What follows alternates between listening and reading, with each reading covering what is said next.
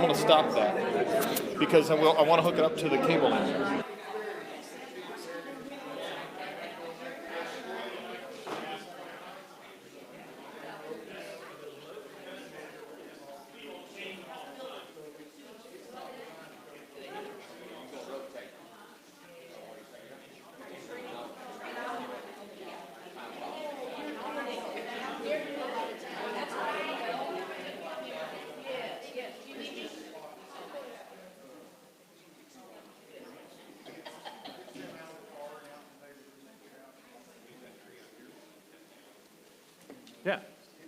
Yeah, both of you. Is still going to be here? Check 1, 2. No. Check, check. I thought he said he was going to be here. That's a little. Yeah. Yours working? Carol. Okay. Sure. Sure. Carol, Yes, sir. you ready? Not yet. I'm All right. working on it. We're behind schedule here. And how come that's You're welcome. Because you're standing there talking, we're all waiting on you. I'm ready, All right. Did you get your ear thing in? Yeah. Put your ear thing in. All right. but I'm ready. All right. It'd be great if everybody turned theirs on for just a second to make sure it's not going to feedback, so I don't have to run. Test 1, 2, 3. yours Test, up? test. I don't hear you, Bob. Test. Yeah. Test. It's because of how far it is from your mouth, so it's that little adjustment. Test. It needs to go. I feel like it should be on American Idol. See how this comes feedback. forward? Yeah, that's why I want to get them all turned on so we can help you. Need to clear. Please have my Yeah. glasses. No, ticket from Simon Cowell. It's a little weird. All right, we recording? We are Give us just a recording. second to fix this. It's in no function. We're working the bugs out of a new system. There. Test. See how that's Test. closer? Test, And I might test. need to turn you up just a hair. So Test. Test. Test.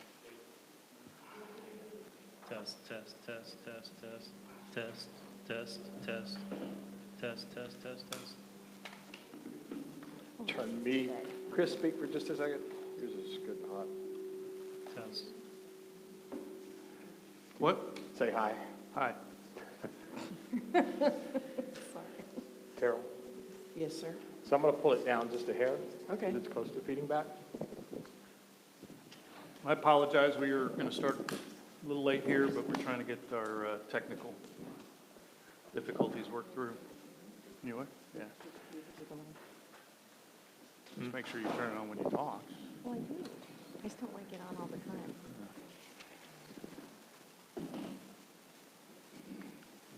You ready? Ready, Tim? Everybody else ready? All right. I'd like to call to order the Town of Signal Mountain Town Council meeting Friday, August 24th, 2018 at Town Hall at 12:30 p.m. If we could stand for the pledge and then a moment of silence, I would appreciate it. I pledge allegiance to the flag of the United States of America and to the republic for which it stands, one nation, under God, indivisible, with liberty and justice for all.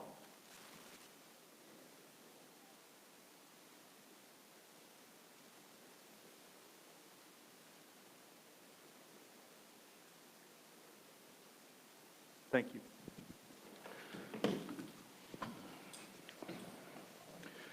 Next on the agenda is roll call. Carol. Councilmember Dan Landrum. Here. Councilmember Robert Spalding. Here. Councilmember Amy Speak. Here. Mayor Chris Howley. Here. Next, we have citizens, which is new to the agenda meeting, but citizens' opportunity to address the council. Would anybody like to address the council? Yes, ma'am. Please state your name and address and keep your comments to under 3 minutes. I'm a little over 3 minutes. Can I finish, or do you want me Sure. to No, find go ahead. someone that'll No, go continue ahead. on? Go ahead. Claire Greisinger, 40 Carriage Hill. A couple of months ago, Mayor Howley told the council the town could buy $25,000 worth of used exercise equipment for about $10,000 from a Signal Mountain resident he knew because they were moving, and he thought it was a good deal. This equipment would be for the new fire station gym. I am all for our firefighters having a fitness room. However, I think they were shortchanged and could have had more and better equipment than they ended up with. This equipment was bought from a home gym. There doesn't seem to be any original paperwork from the seller. A look at the seller's house on Realtor.com shows the gym, but two machines in those pictures are not included in this offering, a treadmill and an elliptical machine. I've never heard of a gym without a treadmill. The equipment is 5 years old, and according to two town employees, is in very good shape, gently used.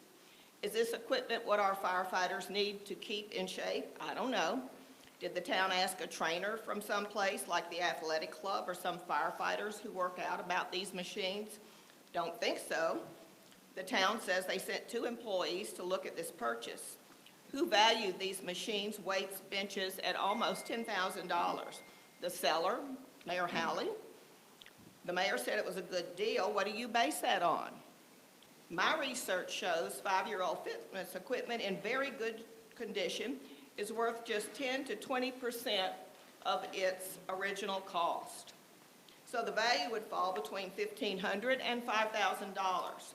The value is based on condition, age, and market demand. Why does the seller want to get rid of this home gym? Mayor Howley says he's moving. He apparently doesn't want or need these machines anymore, so he wouldn't want to pay to move them. Was the price negotiated? No. Seems the seller comes out on top in this transaction. What benefit does the seller get by selling to the town? He gets rid of everything at once, and the town will move it from his home at no cost. He doesn't have to advertise each piece.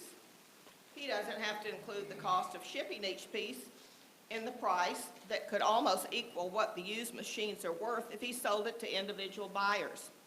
Mayor Howley says the seller can get a tax write-off. He can claim $15,000 donation to the town, and the town pays him about $10,000 to equal the $25,000 originally paid. I personally don't understand how the value of used equipment is the same today as it was 5 years ago. I thought gym equipment and cars and stuff actually lost value over the years. And he is not left with pieces he couldn't sell come moving day, and he doesn't have to provide a warranty. Some of the benefits to the seller I just listed could have been used to negotiate a lower price. Apparently this didn't happen. Since the price the town is paying Mr. Howley's friend has not been reduced, I assume no one contacted one of the many companies that buy and sell used fitness equipment to find out what a resale company would pay for it. So I sent the pictures of the equipment with the names and descriptions, plus the equipment list the seller provided and the condition it was reported to be in, to a company near Atlanta. My reply from them said, Claire, I couldn't think about getting close to $10,000 for this stuff. I could do $2,100 for everything on this list. I will handle all the extraction, so all I will need is someone to open the doors. Of course, this is all depending on if it is in decent location to extract it. In other words, if I have to deal with single doors and flights of stairs, the price is subject to change. If Mayor Howley's friend sold his equipment to this company that buys used machines and weights and so on, this Atlanta fitness company would have paid them $2,100 at most, another negotiation point.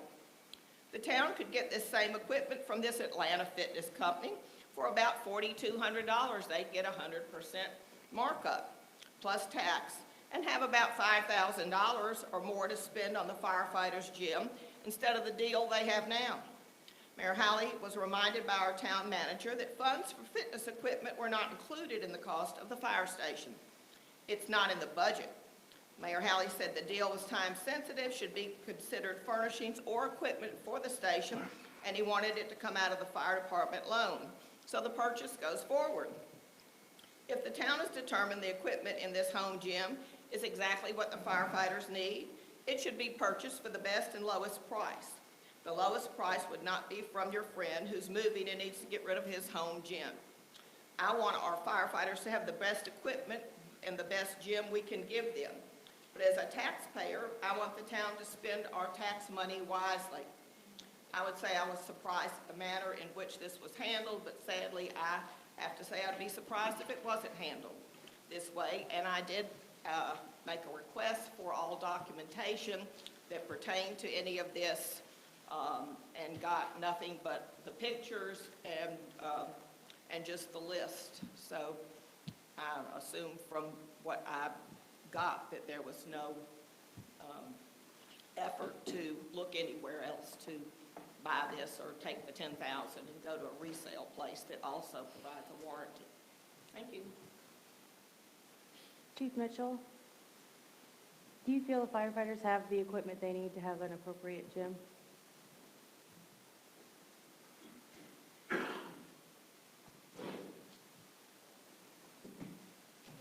The equipment that was purchased is, when she says it's a home gym, it was a gym that was in the home. We did research on the equipment and found that it was all commercial equipment, like you would find at a fitness center.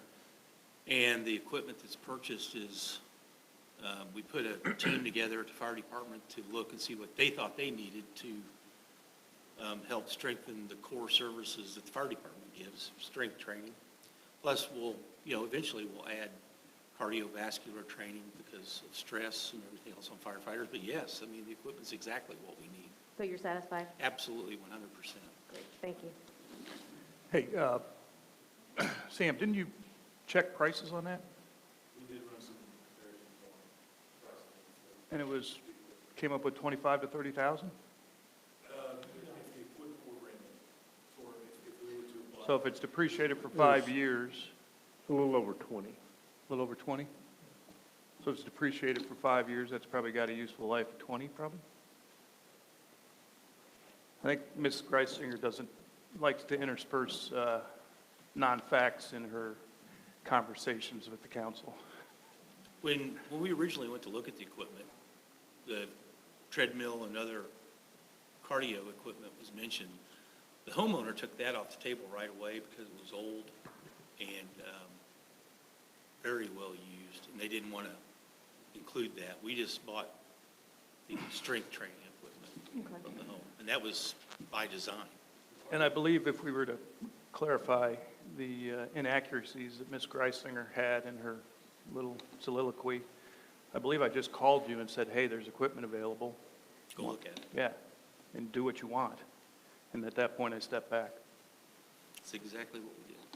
Thank So you. if you need any cardio equipment moving forward, please feel free to reach out to the council. I mean, We want them to and have what they need. one thing this has done, and was exactly right, we didn't, we included the area for fitness in a new station, but because of all the other equipment and things that we need to buy for the station, that was, I don't think fitness is secondary, but that was secondary. And this is going to help the firefighters maintain conditioning and the ability to do their job better in a quicker fashion than what, we would have bought this equipment over years, and it's really helped us out. Thank you, sir. Thank you. Sam, thanks for your work on it, too.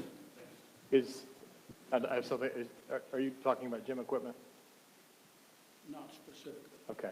So I think, since we're talking about this,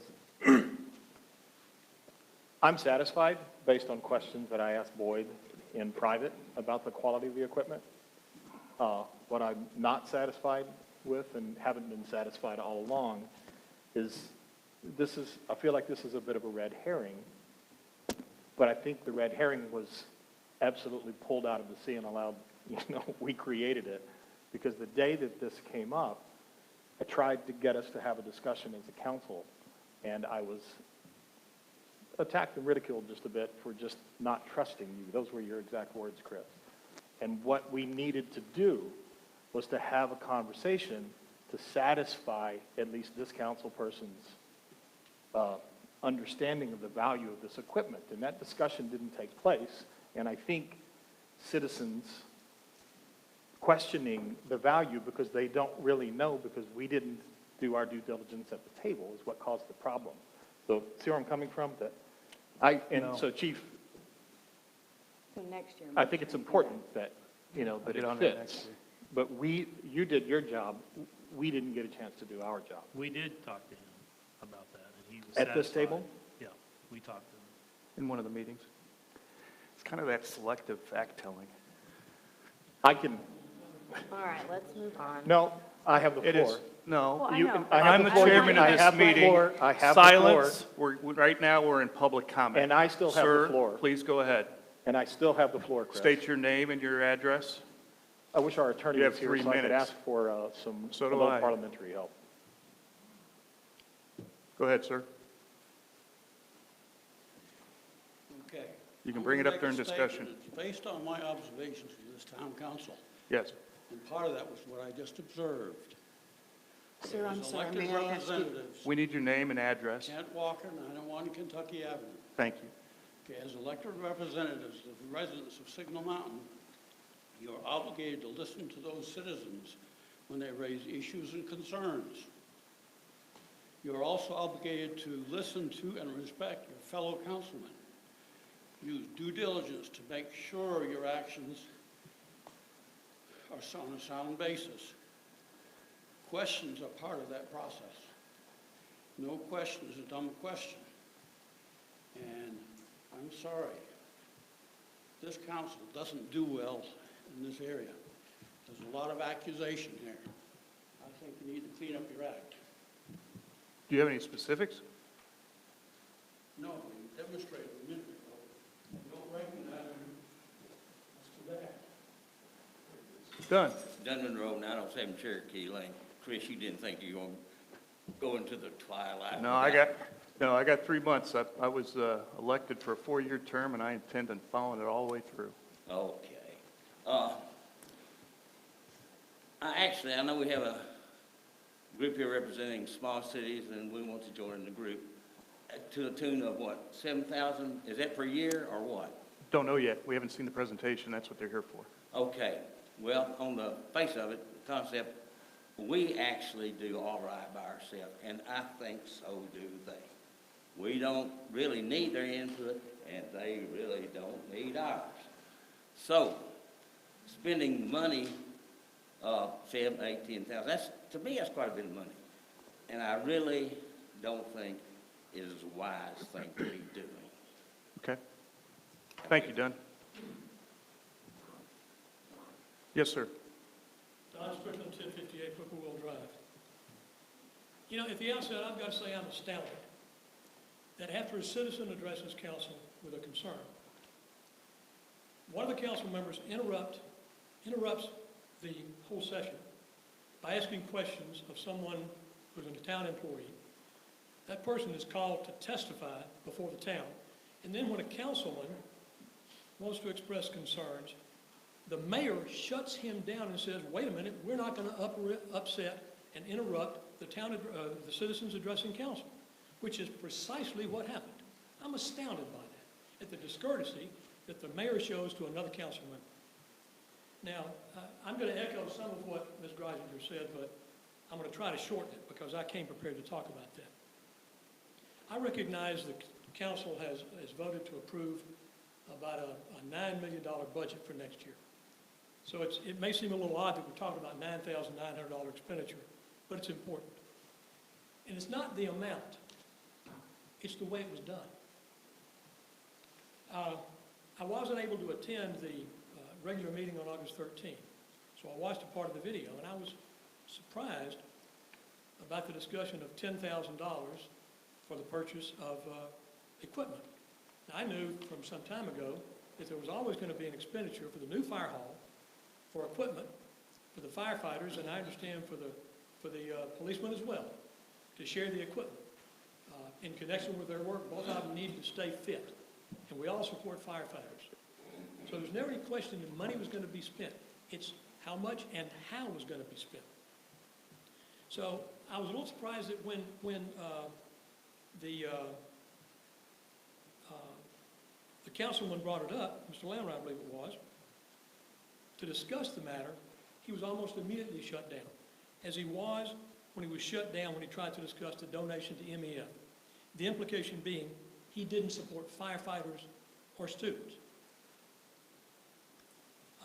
I was also surprised there was no statement about competitive bids in a matter dealing with an expenditure of $10,000, which my understanding was required. So I listened to video of the Friday meeting where purchase of the gym equipment was discussed. Present for that meeting were Councilman Howley, G., Landrum, and Spaulding. Mr. Howley said there had been a discussion about spending $25,000 for equipment. But he said, we have, quote, "We have someone in town who is moving and has extremely professional equipment that the group can save $15,000. There was a discussion about the respective chiefs having looked at the equipment and being on board with the equipment. But Mr. Veal said it would have to be kept under $10,000. Mr. Howley then said again, I quote, "I'm sure we can get it for $9,500 or something," followed by, "We're getting $25,000 worth of equipment for $10,000. There was even a discussion about whether or not the person had been asked to donate the equipment, and Mr. Howley said yes. They're donating $25,000 worth of equipment for $10,000. So they're donating $15,000. And once again, there was discussion about it's got to be under $10,000. Now, that's not curious. We all know why that is. When you talk about it in the light of day, it seems a little strange, quite frankly, for the reason. Ultimately, of course, the town was invoiced for $9,900. Conveniently, but not coincidentally, below the $10,000 threshold. So, I was suspicious at the August 13 meeting. Were my suspicions allayed by my listening to the Friday meeting? Or seeing the $9,900 invoice? In a word, no. I have too many questions which probably may never be answered. And by the way, when I listened to that meeting, I believe the fire chief, I can't remember if it was the fire chief or the police chief, who did speak during that meeting, having looked at the equipment. There was not one single suggestion that anybody, any town employee or anybody else had ever placed a value, new or used, on that equipment. Not one word about it. So, how did Mr. Howley know the used gym equipment was worth $25,000? Did somebody tell him that? If so, who? And why did Mr. Howley rely on what he was told? Did Mr. Howley personally appraise the equipment? And if so, why was he competent to do so? Is the equipment, in fact, worth $25,000, as Mr. Howley stated? I have the same questions concerning why the town should pay $10,000 for the equipment. Ms. Greisinger ably covered that. There was not even a suggestion by either chief who approved the purchase of the equipment because it was fit for their employees. There was no suggestion of anybody competent to express an opinion. And of course, was the $10,000 or $9,900 the right price for the town to pay? And I believe Ms. Greisinger covered that adequately. Now, what is astounding to me is that nobody in that meeting, not a single person, asked one of those questions. It was simply not asked. I listened to that audio in disbelief. I kept waiting for somebody to ask, where'd you come up with $25,000? Where'd you come up with $10,000? Has it been appraised? Is it going to be appraised? Not a single question was asked. That's astounding to me. You're talking about spending taxpayer money, and you don't question that. Now, I don't know whether the town got a good deal or a bad deal. It sounds like a sweetheart deal to me, but the citizens will never really know. Ms. Greisinger talked about what might have been done with that equipment if the town hadn't paid for it. But I do know that there was, at the very least, a lack of transparency, which is troubling. There's also an appearance that the council actively sought to avoid being transparent by keeping it under $10,000, which is even more troubling. That's all I have for now. Bob Dreisinger, 40 Carriage Hill, Signal Mountain, Tennessee. Obviously, you just heard from my wife, and you, as usual, showed a lot of disrespect for her and say that she made up facts. The facts that she made up were actually facts given by an organization that actually deals with this and says, this is what used gym equipment. And you called her a liar. Unbelievable. Your incompetence, lack of ability to do anything, to prepare yourself for the job is a little appalling. I serve on the BZA. We got one of your cases last night. I listened to the meeting in preparation for that meeting that you all had in here on, I think it was last month, where you all sat here and decided how many parking spaces could be put on this apartment that wanted to be put in, whether it was 2 or 3 bed, a duplex or a duplex plus a 3-bedroom thing. You sat there and argued, including the town manager how many parking spaces they can have. When the planning commission gave you a number of 4, that's a minimum, guys. If you knew what you were doing, if you would have bothered to look, call the planning commission and say, oh, the guy said he wanted 5. And you said there, I'm not sure we can give you 5. Well, don't park over the septic tank. This is basic, just find out what the rules are. You also, in January, decided to change the zoning to include daycare in highway commercial. Sounds like a great idea. What if we want to put a restaurant in right next to it? You know how much highway commercial we have here? Almost none. That's the only place that we can serve alcohol in a restaurant. We can't do it any place else in Signal Mountain. You got one little patch up here, you got one little patch down on the light. But you're going to let somebody put a daycare center in highway commercial, so now you got to be 500 feet away from a restaurant that serves alcohol? That'll take out most of this shopping center up here. It'll take all of that out down there. It's a little bit of confidence in your job, gentlemen and ladies. I mean, it's not hard. Call somebody up that knows. You've got committees.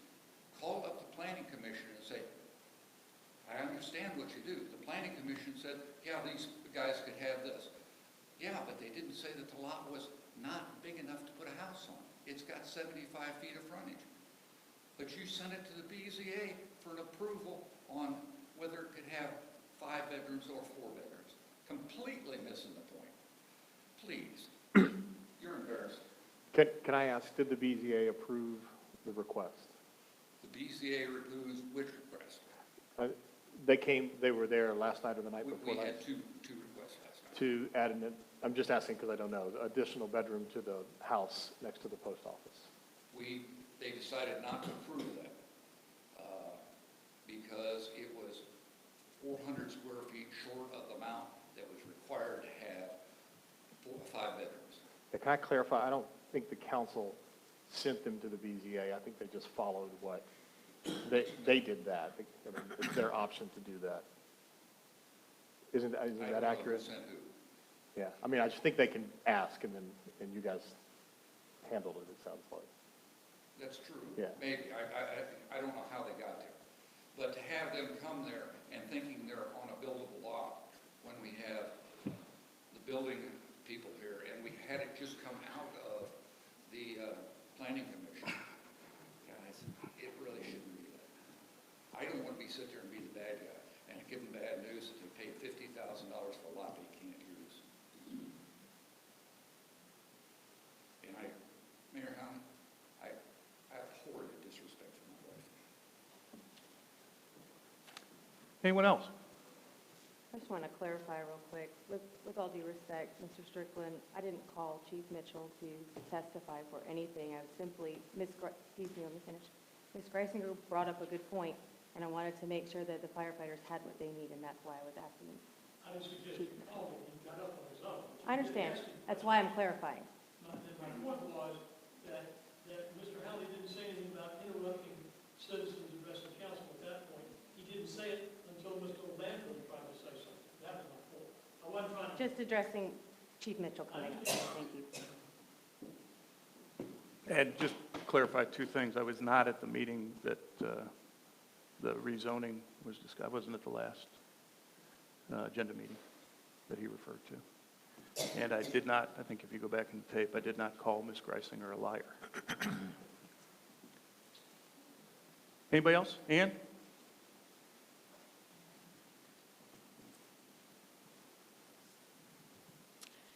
I had told you that I would come and give you a report on the work of the water I'm sorry, system would you viability. give your name and I'm address? sorry, Ann Haygood, 506 James Boulevard. Thank you, ma'am. I had told you that I would come and give you a report on the water system viability group's work. First of all, I'd like to thank those of the council who have responded to our email seeking your input. We are considering your responses and are looking at the pros and cons of keeping the system that you expressed. We are also talking with towns that have sold their systems, asking about positive and negative results in their experiences with selling their systems. We are working quickly to get information to you because we know you want to make an informed decision. Thank you. Thank you, ma'am. Thank you. Anyone else? Rick Saputa, 216 Primrose Way. Well, so many people were talking about fire. Let me throw some more information out there. Apparently, you don't have a problem with used equipment. I notified the town council of the availability of used firefighting equipment in the way of fire trucks, locally owned, low mileage, low use, at very little cost. I don't think that anything was done to follow up on that. Some of that equipment is still available, do not sell. But I think if you could pick up a fire truck for $5,000 or $10,000 that was not beat to death, even though it was old, because they don't get used a lot, and spend maybe $10,000 or $20,000 to refurbish it, you'd be far better off financially than going out and buying a new truck. Follow up on some exercise equipment. If you're still looking for some, you're lacking a treadmill or maybe elliptical, run down the Red Bank, Dayton Boulevard, B&B Surplus, and the old Red Food Store down there, and you'll find some brand new stuff that you could get for very little. I know I bought at auction for $250 a $4,000 elliptical machine when they were running an auction down here at the old Kmart. They're not auctioning now, but they do have more equipment back there. I would like to ask that when the police department comes up, I had occasion a week or two ago, if you drive down the mountain, came across 2 Signal Mountain police units assisting a disabled vehicle. Well, by assisting, I mean sitting there with their lights on because they were right in the curb below the Space House. Now, I found that very unusual, kind of disturbing, actually. So I'm wondering, why were the police over a mile outside the town? Were they in dereliction of their duty here to the town? Or was it an indication that we had too many police officers on duty at any given time and we don't need to have them here? All right. I'm going to throw one more point out on the water system that I come across while perusing the Tennessee Code. Our water bills are issued quarterly. Each water bill, to my recollection, includes sales tax added to it. However, when I found some provisions in the state code for sales tax on utility bills, water bills, I found that the statement there read that sales tax is to be added to a monthly bill. We are not billed monthly, therefore one might question whether or not this addition of sales tax was appropriate. You know, that's one of those nitpick things that lawyers like to argue about, but it's there in black and white, and you can obviously argue that if they didn't intend it to apply only to monthly bills, they wouldn't put the word monthly in there. Now, down to item 8 on here, filling the council vacancy. The town attorney is aware that there have been attempts and actually contacts that would be considered at least inappropriate to solicit opinions on town issues by members of the council. I don't know how that will affect things or what's going to go on. We'll have to see about that. That'll be all for now. Thank you, sir. Anyone else want to address the council? All right, citizens' opportunity to address the council is closed. I'm going to swap the Small Cities Coalition presentation and police department presentations, so you folks don't have to sit through the rest of this meeting because we got a lot to cover today. But with that, Bo, I'll let you do the introduction. Thank you. With the Small Cities Coalition is Bridget Raper.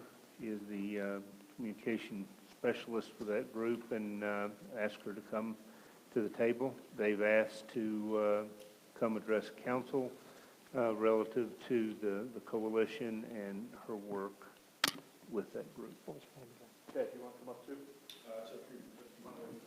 You don't mind if they chair. What was your name again? Bridget Raper. Bridget Raper, Yes. R-A-P-E-R? Yes, sir. Sir, if you want. Now, we just I a little bit of need you history. over by the This mic. council, and I was one of them, voted against joining the Small City Coalition 3 years ago, I think it was, at the time, and we had some issues going on. And Ted reached out to me and said so we got together and met And I said, I can't tell you which way the council will go, but we're happy to hear your story again. What was the vote, do you remember? I think it was 3-1. I think Bill Wallace voted for it, if I'm not mistaken. I don't recall. 4-1, 4-1. Okay. I think it was, yeah, 4-1. Thank you all. I am Bridget Raper. I am the communications strategist for the Small City Coalition of Hamilton County. And I want to thank you for allowing us to come today to present and try to convince you we would love for Signal Mountain to be a part of the coalition. With me is Ted Rogers, who is the city manager for Collegedale.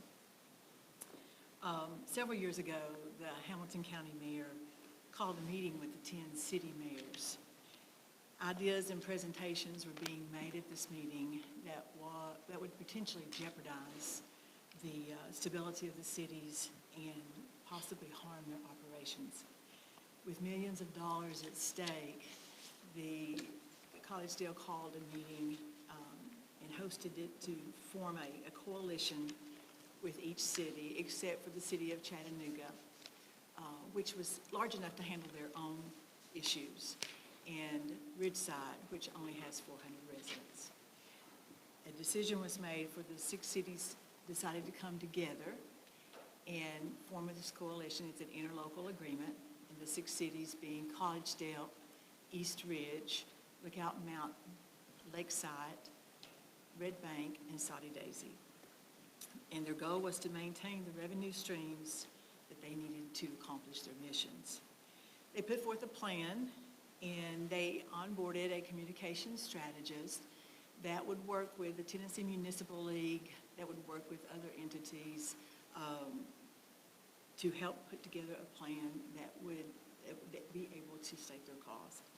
They put together some data sets and sent those out to the media, sent out press releases to the local governments. And from that, they were able to accomplish their goals and their needs. Part of the success and the effectiveness was due to the speed in which they were able to move, and that they were able to speak with one voice, and they were able to accomplish their mission. And even today, that same theory is beginning to show forth for other cities and other municipalities, and being able to come together and do that. Today, the coalition continues to build and foster relationships with all of our county and our elected officials.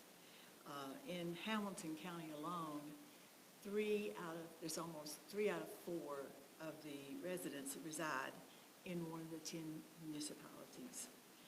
So the municipality constituency is large. So many of the residents and businesses, they want to live in these cities, and they like the services that the cities that are giving them.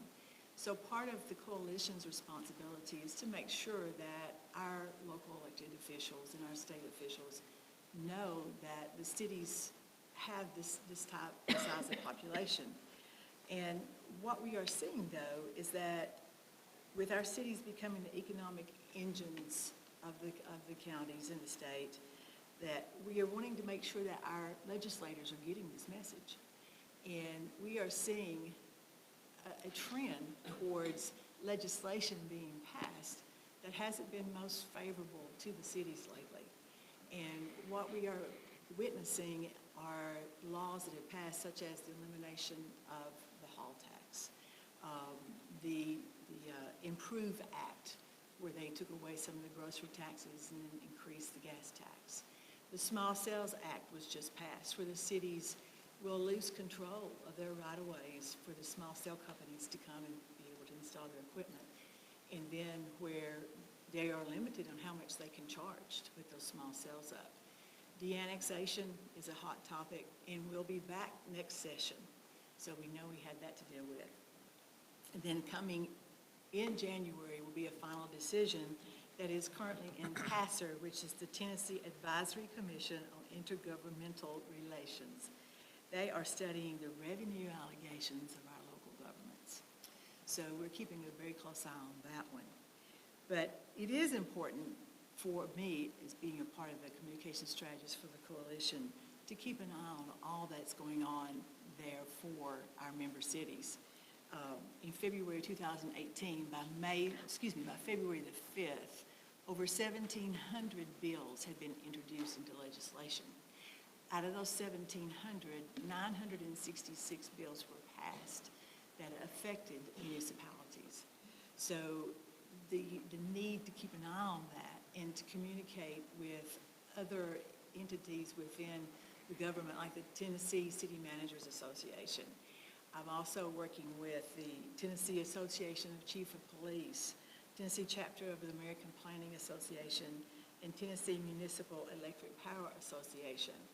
Also trying to network with our local government officials and just people in the government so that I can take this information when I get it and almost daily give it back to the other city managers, and they can report to their council what's going on, what's happening, what do we need to be aware of. So the legislation and keeping an eye on that and working on that is a very huge part of my responsibilities with the coalition.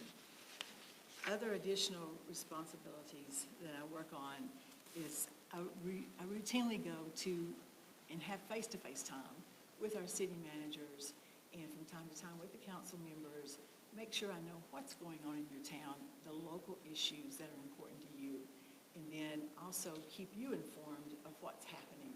We have monthly meetings as a coalition to where we are able to help each other with issues that one city may be having and another city may need some assistance on. So we are constantly talking to each other and keeping in touch with that. We are developing press releases that talk about events that are going on in the cities, great things that are happening in the cities, and from time to time I have sent out press releases that help express the city's opinion on maybe some issues that are happening. I've worked with cities to coordinate information and assist cities with developing apps and to help them with their website, whether it's to update it or to upgrade it or completely do a new website. I've worked with production companies and assisted the video production for certain cities. And I'm currently helping with trying to secure some media training for some key personnel. Also, I assist with helping plan and execute special events. And then we also have lunches and breakfasts with our local legislators that we are able to pull our coalition together and understand maybe possibly some of the laws that they're wanting to present. We get a chance to talk to them face to face and give them our side of how we would like to see things go. I want to leave you with some of the notes here that I have. The Small Cities Coalition was and is viewed as a model for other counties with multiple cities. We've been told repeatedly that the state of Tennessee has been watching the coalition and the success of everybody coming together and being able to speak with one voice and to see what has happened. And they're wanting to model that in other counties that have multiple cities or municipalities. As a communications strategist, I have been able to serve as a stabilizing force in some of our other cities where there's turnover from time to time. When one of the city managers steps out, then there seems to be a gap of needing information, and I'm able to provide that to them and to help them when they have issues coming up before they're able to replace their current city manager. One of the things that I take a lot of pride with is that I have become sort of the focus or the focal point from local legislators when they need to get in touch with all the city managers, when they need your opinion, when they need to know how we want to move forward with an issue, or when we have an issue, they call me and they're like, can you do this? Can you get in touch with them? I need this, I need this. Can you set up meetings? And just recently we had a meeting in Murfreesboro where they were in session, and I had one of the legislators call me and told me, he said, please go in there and tell the other city managers that this is my bill and I'm not going to move on it. We're fine. Just we're okay. So it's that ability to have that relationship where they feel comfortable calling you and the trust that has developed by being part of this coalition. I know that sometimes the cities have different issues that will affect maybe two of the cities, but not the others. And so we recognize that and support that and try to help each other out with that. So I feel like the coalition is making an impact. The Small Cities Coalition is an example for other counties in the state. We represent a sharp focus on certain issues and communicate with our elected officials to affect change and help guide the legislative process. Do y'all have any questions? I do, but anybody else have any questions? There's not a voting priority, is there, on, I mean, this is just, you're more like the lobbyist than for for the municipalities? Is that another way of looking at it? Not a lobbyist. Would you like to address that, Ted? Because we specifically did not want to put this position as a lobbyist. Our goal is not to lobby. Dan, you want one? Yes, thank you. Pass along correct information and then receive information so we can appropriately respond back to it. I'm sure I'm going to make assumptions for your council member. So you can probably have experience from time to time, but the message sometimes gets lost in translation. And so perhaps it's amicable for the legislator at the state level and at the county to pick up a point of conversation and say, where does the coalition stand on this? And if we're all in agreement, we'll speak to that. If there's a disagreement or something, we can speak to that as well. For example, the de-annexation legislation would affect City Mountain and Collinsville. It would not affect the Red Bank and East Ridge, and we speak to that.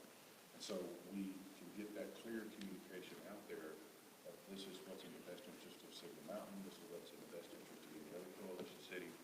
So our job is not to lobby, that's a whole different subset. The goal is to get the information out there, or receive the information, communicate it back, and get a response back. One of the things that hurts cities is potentially not knowing what's going on, or apathy, us not responding back to that legislative body and letting them know where we stand on behalf of all the citizens. This coalition has been very successful in doing that. Thank you. Thank you, Ted. There's some, I learned some interesting things when we got together, which I wasn't aware of, but there's a bill hanging out there, the county sales tax bill, Yes, sir. where the counties are trying to take additional pretty substantial portion of our sales tax. So that'd be another, in addition to the hall tax, it'd be another area where our revenue would decrease. And this is a group that then comes in, and I know lobby's not the appropriate word, but keeps us abreast of where that is, who's voting for or against it, but also then contacting them saying, hey, you know, we're not for this because this is going to take a lot of money out of our coffers. Yes. That's still alive, isn't it? It is, that's what's in the Tennessee, the TASR. The That's what's in TASR? the study this Okay. year. Yes, they're expected to rule on it by January of 2019. Mayor, if I may additionally respond to that, there are many people in the state legislature that may or may not, mostly not, have had experience leading and managing cities. They may have been elected to the legislature, but the legislature has their own things that they're concerned about from a state level. Well, we as cities, we truly are the economic engines of the state and the counties. If they make decisions up there that greatly impact us, they may or may not be truly aware of the finite details. Here's an example. Mayor Halley brought up the fact that they're potentially studying how to possibly reallocate additional local option sales tax revenue. I know you know this, but for the sake of the audience, let me repeat it if you don't mind. Our local option sales tax, the school system already gets 50%, and then the local government gets 50%.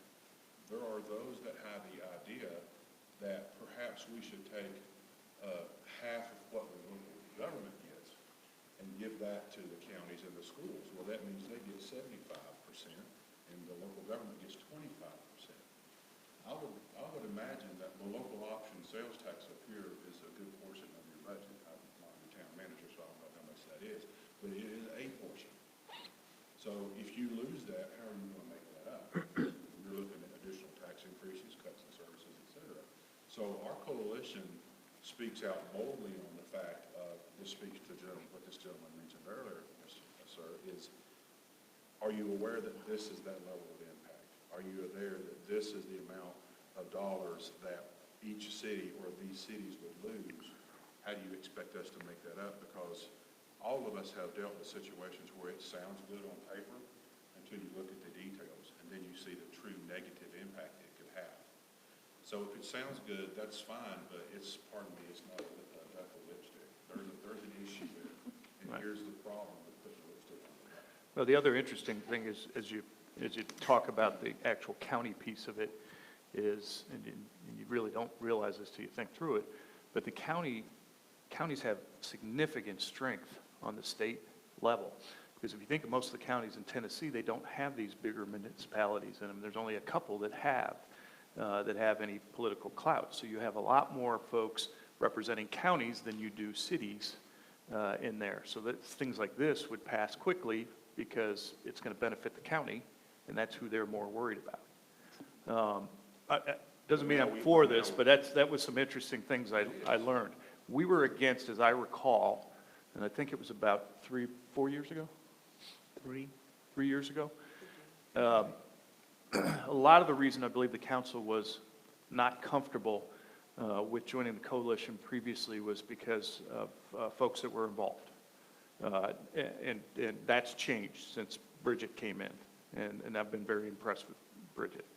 You had said that there is Collegedale, East Ridge, Lookout, Soddy Daisy, Red Bank, Lakeside. Who else? That's it. That's it. Is Walden involved? Yes, sir. All right. We're not involved. We did not, maybe the word would be improper, but we did not invite Chattanooga only because Chattanooga is kind of in a different playing field. A lot of the issues they face are not necessarily the issues that smaller municipalities face. Plus, they have their own lobbying group and their own set of people that are in there doing it on time. And the big 5 or 6 cities in the state tend to be listened to differently and treated differently in a good way on the state level. I think that would make sense. We did not ask Ridgeside to come in from the standpoint of there are 400 people and they would be extremely difficult for them to do. However, we have to talk with them. I talked with Mayor Joe, and their governing body is considering passing a resolution showing support for the coalition because they see the value of it. Because we have legislators now calling Bridget and saying, where does the coalition stand on that?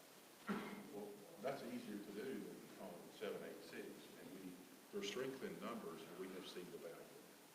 Let me ask you, I have a couple more questions unless somebody else wants to jump in.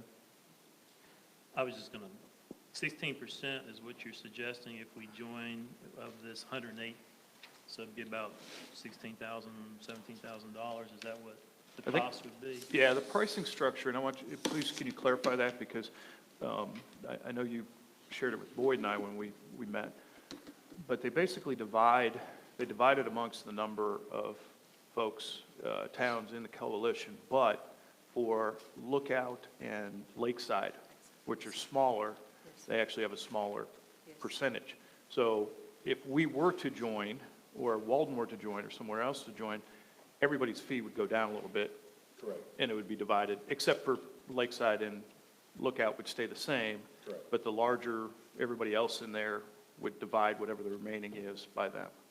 Is that Yes. right? Yeah, I can throw it out very quickly for you. The 2 smaller municipalities we currently have are Lakeside and Lookout Mountain, and they pay 10% of the total cost. So to be clear how the total cost is, somebody had to carry the employee, Bridget, on the books. So Collegedale volunteered to carry her on the books, but she works for each of the individual towns. She gets her benefit package from Collegedale. So this is her salary, plus $10,000 of prepaid travel expenses. Why would we do that? It's very difficult to have 6, 7, 8 different towns. Reimbursement, yeah. Go into one pot, so we just say, here's a respectable amount, probably the amount you need of travel. Anything above that, you're on your own. There's no travel reimbursement, that's it. So it's pre-negotiated It's cap. pre-negotiated, it cuts off. Okay. So if she spends $15,000, she's only going to get 10. And to further answer the question, the remaining 4 cities, larger cities, Collegedale, East Ridge, Red Bank, and Soddy Daisy, pay 20%, thus increasing to bringing up to 100%. If the town of Signal Mountain considers coming in, then Lakeside and this one's blank, Lookout. Lookout. They would stay at 10%, and the four larger cities would drop from 20% of the cost to 16% of the cost. And what is that cost currently? What would that be to, if we said yes, how much is we talking? $17,430.72. Ish. 17,000 what? I'm sorry. $17,430.72. Okay. So Mary, anticipating potentially your next question, because you kind of hinted at it, we obviously are not here speaking to the town of Walden today, but if Walden decided to come in, we would ask them to pay 10%. And so all of the other four larger cities would also drop down. And so the three smaller cities would pay 10, 10, and 10. Then you're splitting 70. Split among the six bigger cities. We'll strengthen numbers, costs go down when other cities join in. And obviously, if Ms. Raper's doing a good job, she should, her compensation's going to go up every year. Do you have any, Compensation does not go up every year. It's difficult to do that when you have that many cities involved. Okay. To answer your question, we are anticipating, she has not had a raise in 2 years.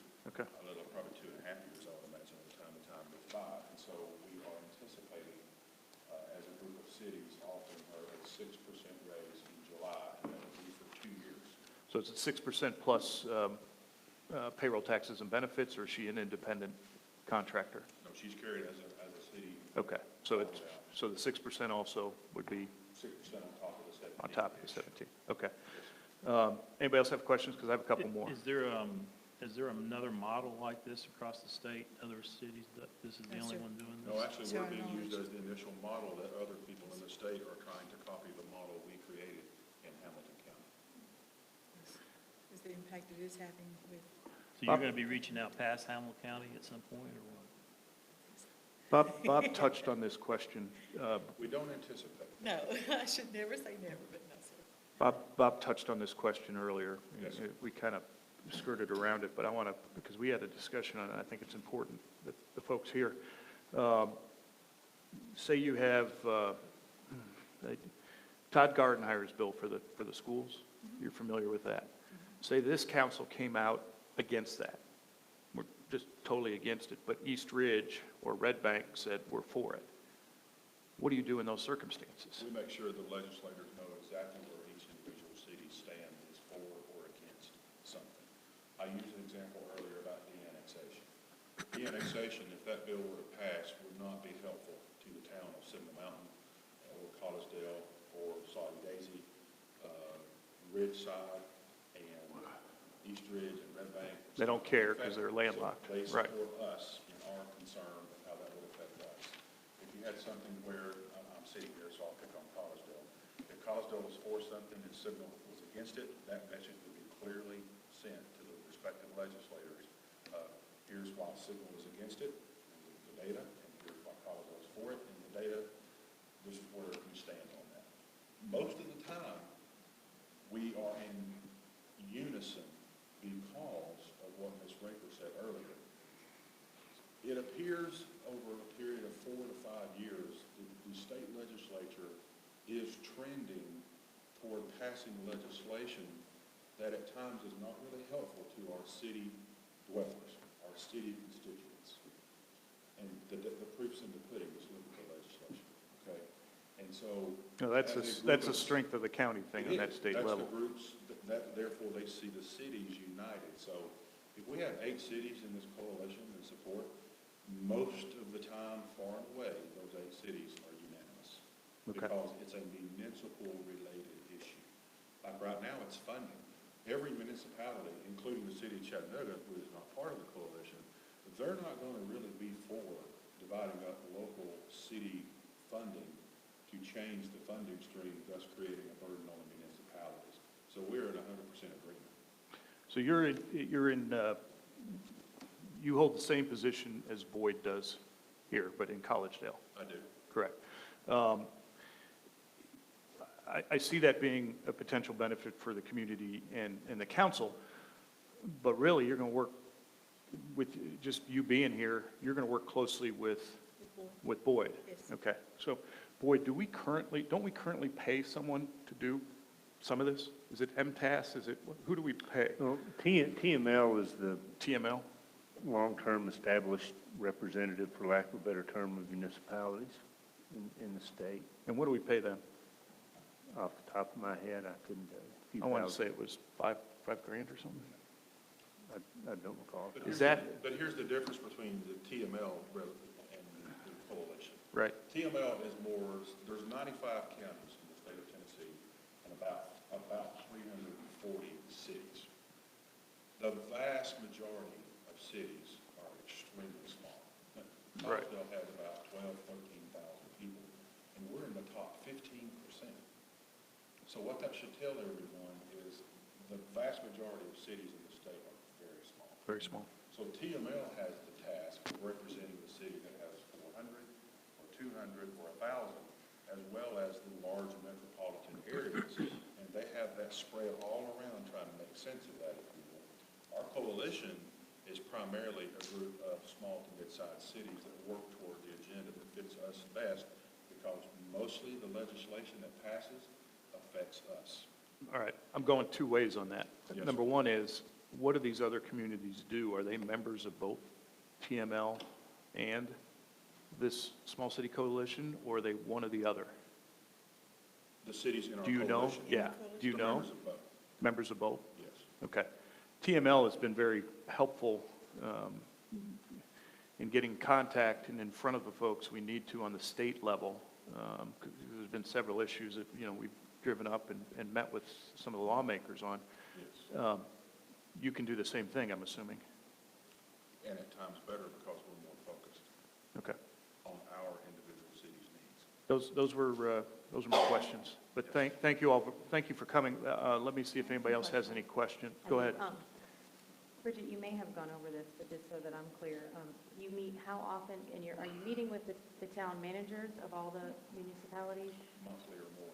Yes. monthly? And do Yes. you meet with the council at all, or just the town manager? Just the town manager. I will attend council meetings, as I can, but if they need me at one in particular, I'm there. As Ted, when I came on board, I'm 24/7, I'm on call, and I have taken calls late at night and worked with the city manager when they had an issue that needed media attention. So it's something, though, that I feel like the face-to-face does so much more in communications than sending emails and not having that or talking over the phone. So I try to set up appointments with them just to go and just see what's going on in there on the city. And so how do you determine what the municipality's stance is on it? So like for a divided council, is it the majority, and that's what you take? To the town manager. Okay. Her role is to function with and report to each of the town managers. In other words, she has, if there's 8 cities, she reports to 8 town managers. That was my council- point, is Well, yeah, whatever I'm it is, just going to be more of a clarifying. support for staff than. For everyone, that it would be, we as a council would come to a decision, and that's what would be communicated to the town manager, and that's how you know our position Yes, as a council. Yes, ma'am. Okay. yes, definitely. Do you have more? Dan? I assume we're not going to vote on anything on this today? No, I think, well, I was going to wrap up where I think we are, but if you have any questions, go ahead. Well, it depends on whether or not we're voting on anything today.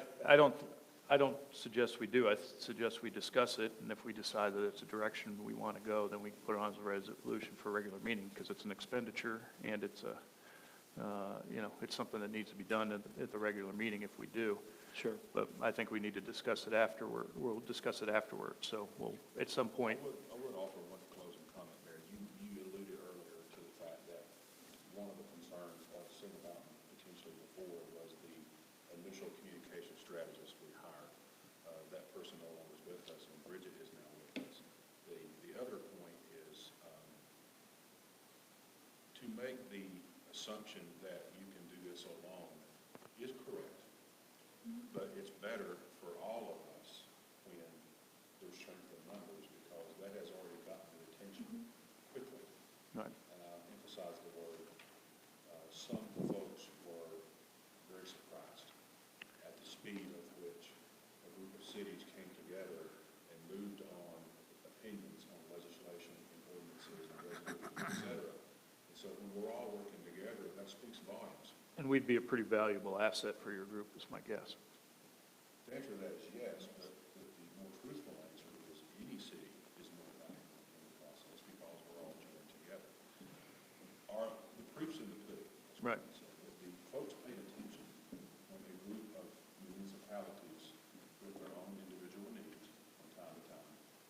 together with a single voice, even if that voice has a little bit of a different angle on a piece of legislation, but still it's municipal related, and you can come together and speak to the state legislatures as well as our county delegation on where we stand on something.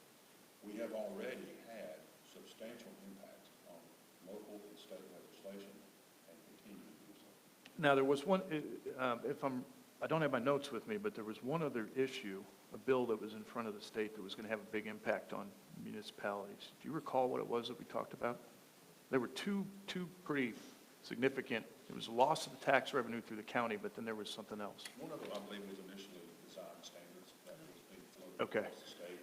That was pulled by the sponsor legislator. I do expect something like that to come back because there are those out there that are not happy with that. And the Airbnb was also out there too, I think. Airbnb was out there, but there are now a state But they've law now- on Airbnb, so Okay. municipalities can now write their own ordinance relative Right. to as long as they don't break state law. Okay. And I want to, speak to that. yeah, I want to thank you. We'll probably have some discussion on it. I can't promise you where. Dan has some questions. Oh, okay. Yes, sir. Yeah, and some of these, I probably will follow up with you guys, because this is a little research needed on my part and maybe on your part, but I'd like to see a position statement based on the positions that you are supporting and pushing for right now, to have a chance to study them. I'd like to hear from the town manager if this is advice that he is actively seeking, because this is a position that mainly works for them. Yes, sir. I'd like to know, just in general, Ted, I suspect your local option percentage of revenue to your budget is probably a lot higher than ours is. We have very little commercial space on Signal Mountain, so the sales tax side of this is not that big of what's our percentage of sales tax revenue? Isn't it about 7? No, Tom, it's in that ballpark. You're correct in that statement. I think it's about 7. You guys are probably in the 30, 40?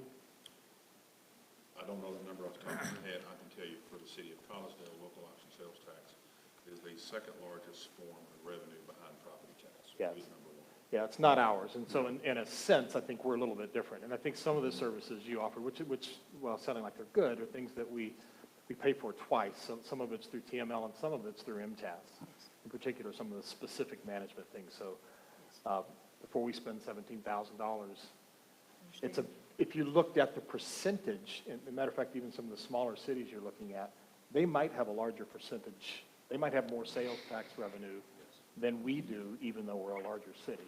But don't focus on that only, sir, because remember that the legislature is the one that deals with the hall tax. No, I get that. And Yeah. let me offer something for you too, as they say, put in the proverbial pipe and smoke it. Every year, somebody in the legislature puts a bill out there, it hasn't gotten anywhere, but every year, somebody puts something out there that in some way introduces some type of legislation that says how the town council of Signal Mountain can or cannot deal with property tax. I would make the assumption that's probably your largest source of revenue. So do you really want the state legislature, who is not responsible for running your town, dictate to you how you should or should not do property taxes, which then directly affect the citizens here? Right, and so And that's they what, they could try to do that. I get that. That's why I'd like to That's look. where our coalition jumps in and represents us all. Right.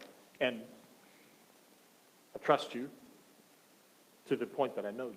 And I'd like to see what your positions are on things that you've been working on in the past, to see how that lines up with the values of this community and with our budget and with what's actually happened and what you've been successful You with. can communicate that information to Boyd, we can get it to us, we can get him that information back. Is that, If that's okay with you. Yeah. Say, Boyd, this is what we want from these guys. Okay. do you have more? Have No, one question. shoot, go ahead. Thank you, sir. This has been, you've been formed for how long now? Pardon? This group has been formed for how long? Was it 2015?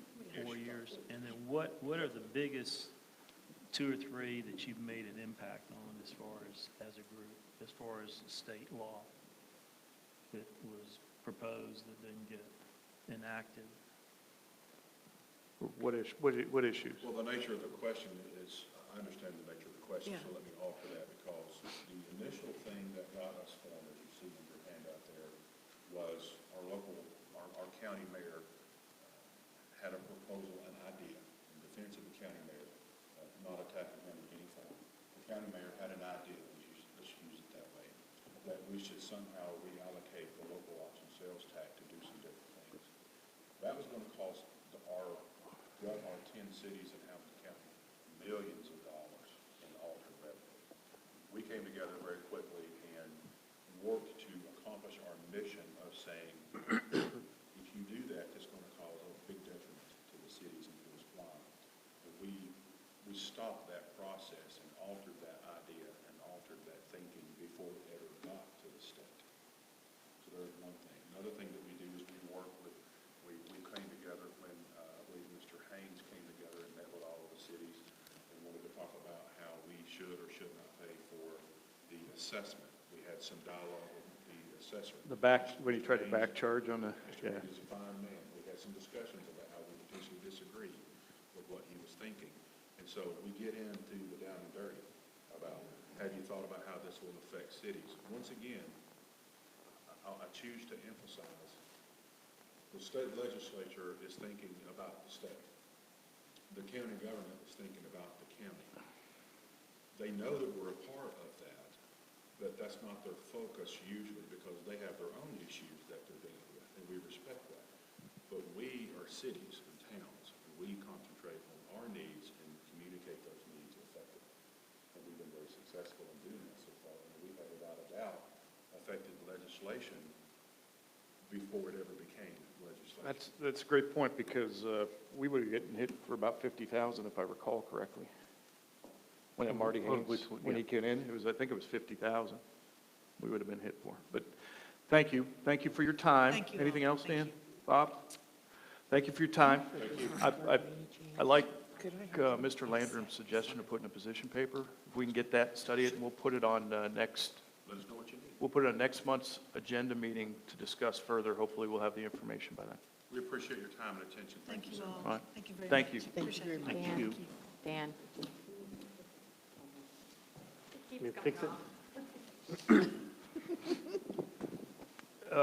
Chief, If it's away from your face. next on the agenda is, thank you guys very much. Safe trip down. Police Department presentation. And before you go, though, I have one more question for you after you do the presentation. Perfect, thank you. You don't have to state your name and address. We had this scheduled a couple times in busy summer, so we pushed it Can we back get him? today. We want to highlight one of the Excuse me one second. Could we get you to sit right here? It's hard for us to see you when we have to turn around. Come on, grab a chair. Thank you. Just grab a chair right there. It's hard for them to sit in the chair. Okay. Sorry. You need to work on your body image. Thank you, Chief. Good segue. This is a new program we want you folks to know about. I've talked about it a little bit before, and I know you followed it on Facebook some. Officer Bear, who's with me today, and Sergeant Foster came to me in May with a proposal for a limited bike program up here. And they had a PowerPoint presentation and everything all thought out, and basically knew the questions that I was going to ask. It was a new idea, and I was somewhat skeptical to start with because I really hadn't thought of it before, but I like to encourage them to come up with ideas for innovative programs, especially for our interaction with the citizens and public relation issues. So we started out letting them ride their own bikes. I bought them the biking uniforms, what have you, and they have concentrated at Signal Point, Rainbow Lake Parking, Old Town, over here around the ball fields and stuff. And it's just been super well received from the public.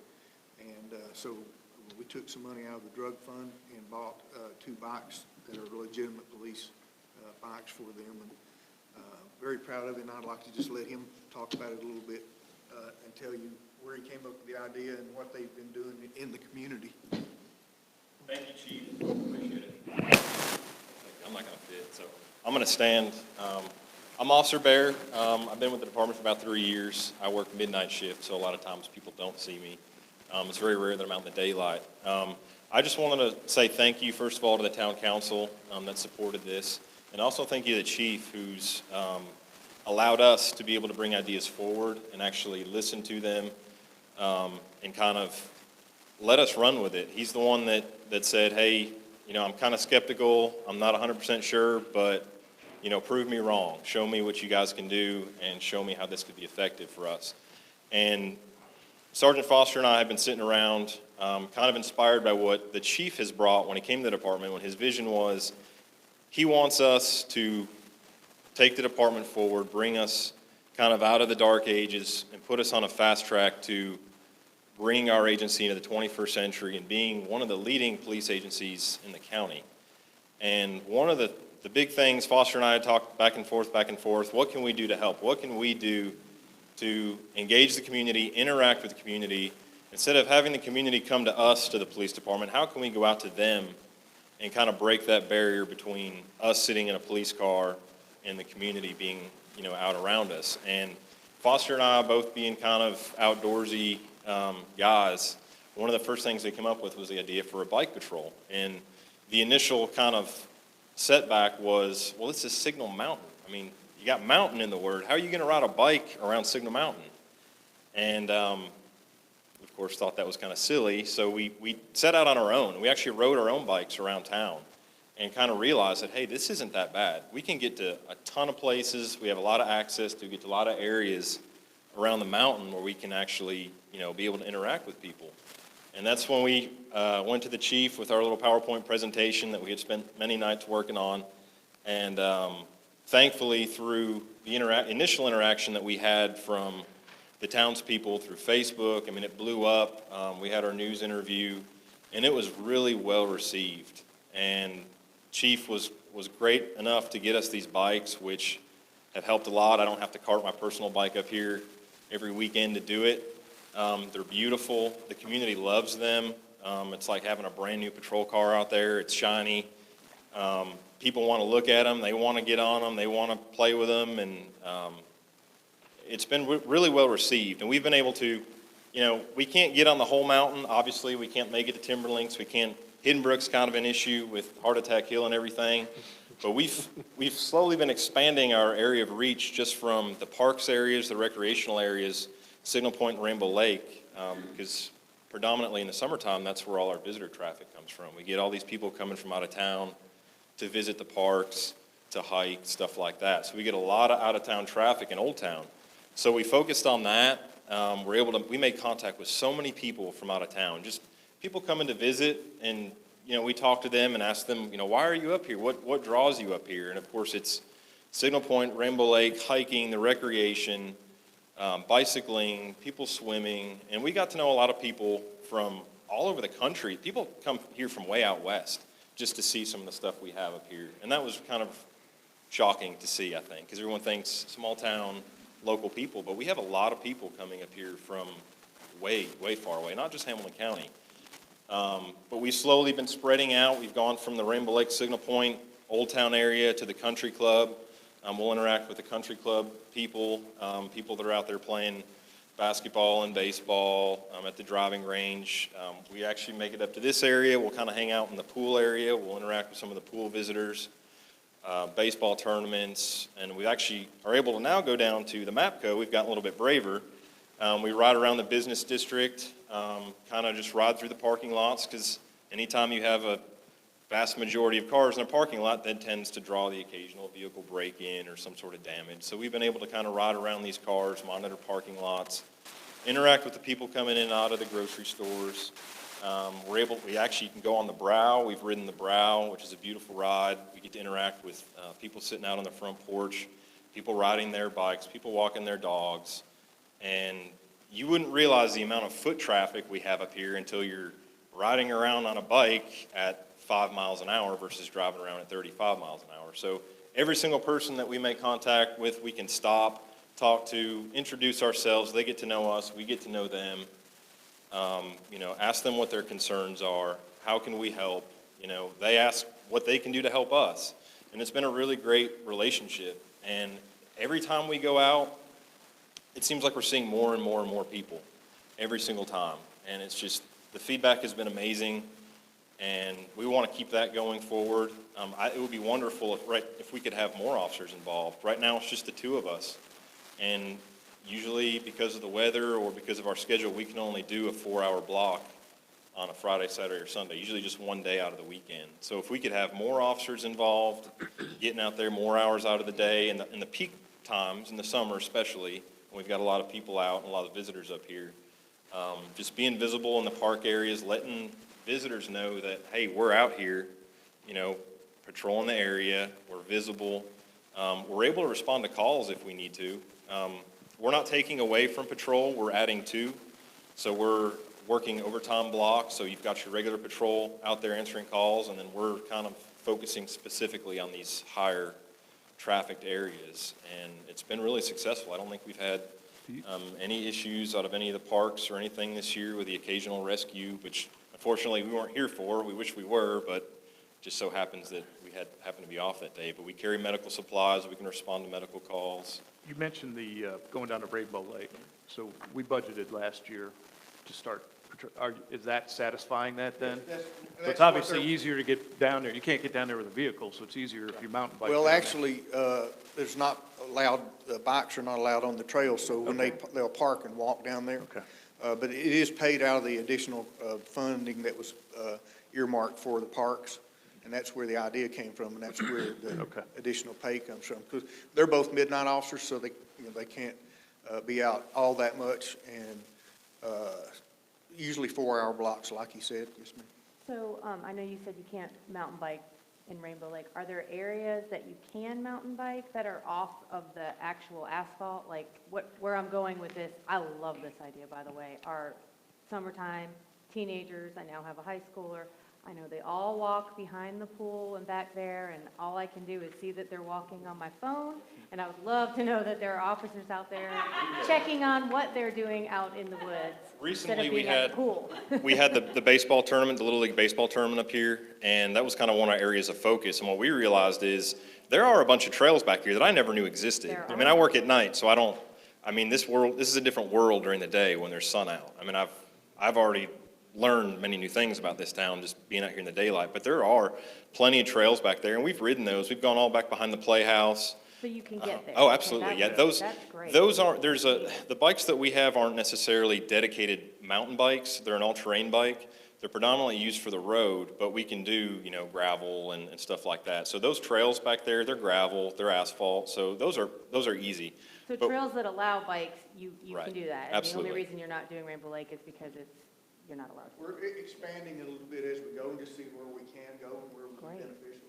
I'm leaving that completely up to them because they're the ones out there. Are there additional grants that you can foster this with as far as overtime? Absolutely, and I'm not sure about as far as overtime for paying us the overtime to do it, but as far as the equipment aspect, I mean, there's stuff that we can do, grants that we can look at that we've already researched when we were looking to get the idea off the ground. And we were actually going to go out and try and raise our own money, but luckily the chief was able to find some money for us and was able to get us the right equipment that we needed. Because there's a difference between a regular mountain bike that we ride and these bikes. These bikes are made specifically for this purpose.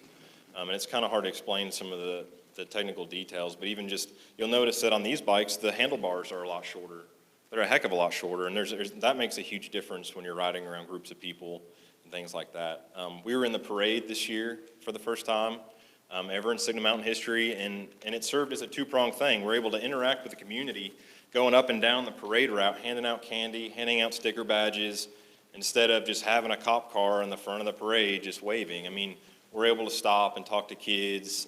We stopped and bought lemonade from a lemonade stand. I mean, it was great, but it's dual purpose. We can also fill in the gaps for traffic control. We can, relieve officers doing stuff. We can respond to calls just outside the parade route. We can do a whole bunch of stuff because it allows us to get around. So how many hours a week do you envision being able to do this? Ideally? Yeah. Ideally, I want to do this full time. If I could do this 7 days a week or 5 days a week for 8 hours a day, I would love it because it's exhilarating. Every time we do it, it puts a smile on my face.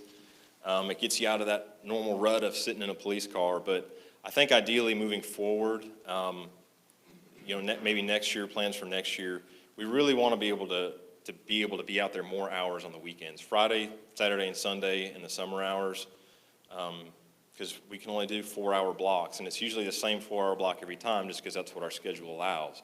If we can get officers from other shifts to be able to come in earlier and let us work later, then we can get, we're going to double or triple or quadruple our visibility out there.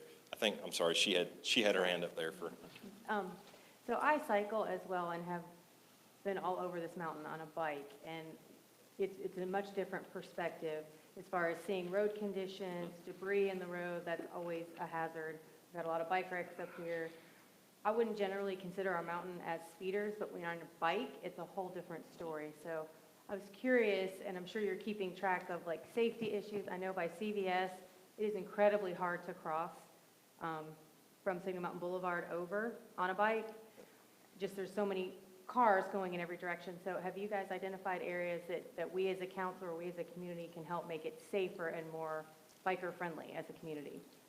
On a larger scale, not necessarily. One of the main reasons that we wanted to do this was we did recognize that we had a large cycling community. Sergeant Foster himself, he's a cyclist, he's a road biker, and he's the one that kind of brought the technical experience. And one thing that we wanted to do was sort of raise awareness to people to let you know, hey, there are bikers out here.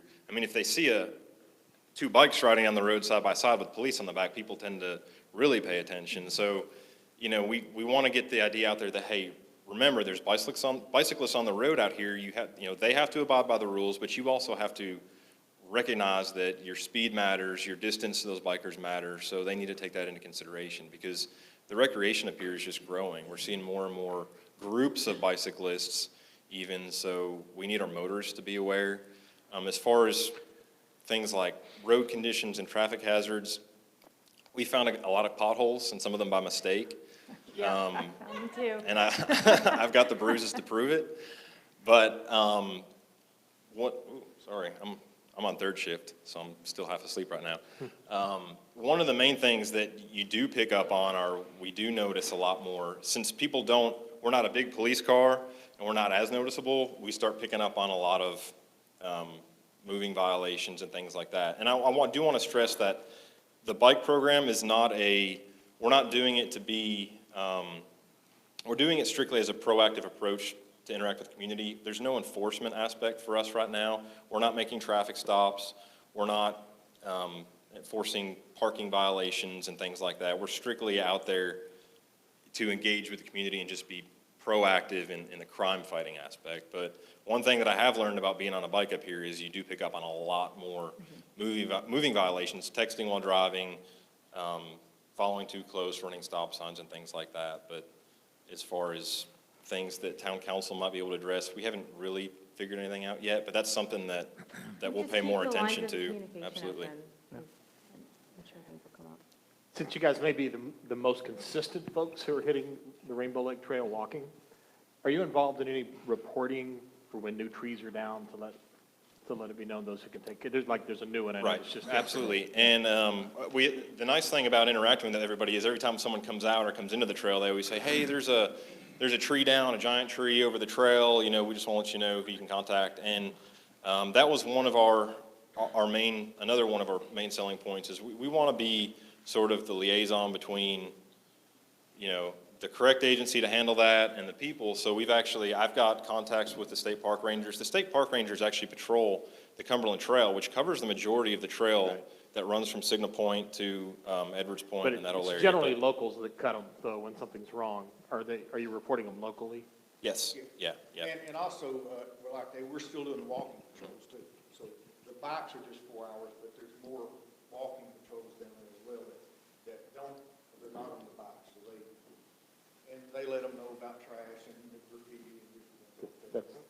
There's a few things. We've sort of been making a list of going forward in the future, what things we may need to add. And I know one of the issues that has been addressed or has been brought to our attention is the lack of trash receptacles at the Signal Point parking lot. And also there's been a huge concern about trash at the bottom or down in the Rainbow Lake area where people camp. But it seems to be hit or miss. Someone, I think, is going down there and cleaning it up because when someone tells us about it, if we go down there and look, it's gone, or someone else will say we didn't see anything. But one of our priorities And what I would like to do here in the fall is we want to do like a post-summer trail cleanup. Sergeant Foster and I were going to head it up and maybe see if we can get some volunteers just to go down there and just kind of pick up trash, clean up the area a little bit. Same with the parking lot areas. We've had an issue with one of the fences that was broken, and the pole was out of the ground. You know, there's one scheduled, and I think it's in a couple of weekends, the Rainbow Lake cleanup. There is Yeah. already? Oh, okay. We need to make sure you guys get notice. Okay. I had no idea. Yeah. Okay, well, I'm glad someone's already thought of it, but we'll be more than happy to help out. Anything else? We're going to open up probably and see if we got anybody else interested as we move forward. And if we need to, we'll get some more bikes and get some more. They're going to a bike school at Collegedale a couple of weeks. And then they can come back and teach it to the other guys. So you're looking to get 4 more bikes, 2 more bikes, or what, I mean, is it just Whatever I can get away with. What do you get? Because Carol found me the money. Okay. No, it probably at least 2 more. Are you going to be around? I can be. I'm just staying special. I got a call. September 29th. Yeah, I'll be at. September 29th. Anything else? Thank you. Thank you. Thanks, That was great. We'll get you a All right. It's down there, yeah. Thank you, guys. Thank you, Officer Bear. Thank you. All right, next on the agenda is council vacancy actions. We can go anywhere from discussion to anything you want. So where are we, Billy? If you want to summarize the topic for us? The last time this was on the agenda, the council asked that it be pushed to this agenda, give some council members additional time to contact applicants if they so wished. And I believe the motion was to push to this meeting and have a vote at this time. Okay. I have a candidate that I think is good. So do we just discuss it and? Okay. I've read all of the applications. I narrowed it down to 3. And my personal choice would be Marlia Alpers. She has an MBA. She's been at the last couple of meetings, but when I talked with her, it just seemed like she's not coming with an agenda. She seems very neutral. And I think she would be a great addition. I also think we need a balance of gender on the council. So for 2 months, I think she's my pick. So, do any of you have a reason why we shouldn't pick her? Okay, I make a motion that Marlia Alpers be interim council member. I'll second for discussion. Are we going to just nominate one person? Yeah, we're going to do it that way? I think we, I don't know, nobody said anything, so I would. well, the particular question was, do we have any reason we don't want her? And I don't have an answer to that, so that's why I didn't speak. I guess I would like to know, is this the way we're going to do it? It's just whoever speaks first, as opposed to like having a list of people and saying who we want first, second, third, or fourth, and then I don't think we adding them should up. rank people, I think we should vote. That's the way we did it for the SSVC. That was a committee, not a person. This is the Not how council. we do it for, When we talk about people come with candidates, like motions, I think it's, Sure. It turns it into a bit of a free-for-all, like whoever speaks first and loudest, then that person gets, and we could vote and be you done. can vote no. I just, this is Sure. a 2-month seat. We have the potential for being here for 4 hours to discuss it. And so But I think she's a qualified candidate. I think there's plenty of qualified candidates. You are more than welcome to nominate a candidate. Well, it doesn't work that way. You have to vote on the one that's nominated. That's the way. And you are more than welcome to vote no. and we have the first and second. So for discussion. I kind of like the idea of if Dan has an idea and I have an idea and you guys have an idea, that if it's written down and it ends up that I don't know if it would be a problem writing down your candidate choice and just submitting it. At least he gets an opportunity, I get an opportunity to have our choices. I don't want to necessarily vote against her, but that way it does get, at least Dan gets a choice, I get a choice, and everybody gets a choice, as opposed to just picking one. So even though I will support the process that you started, I just wanted to also echo that that's certainly another way that it would, may end up being the same way as far as the results. It might take another 5 minutes to do I'm fine it with by that. ballot.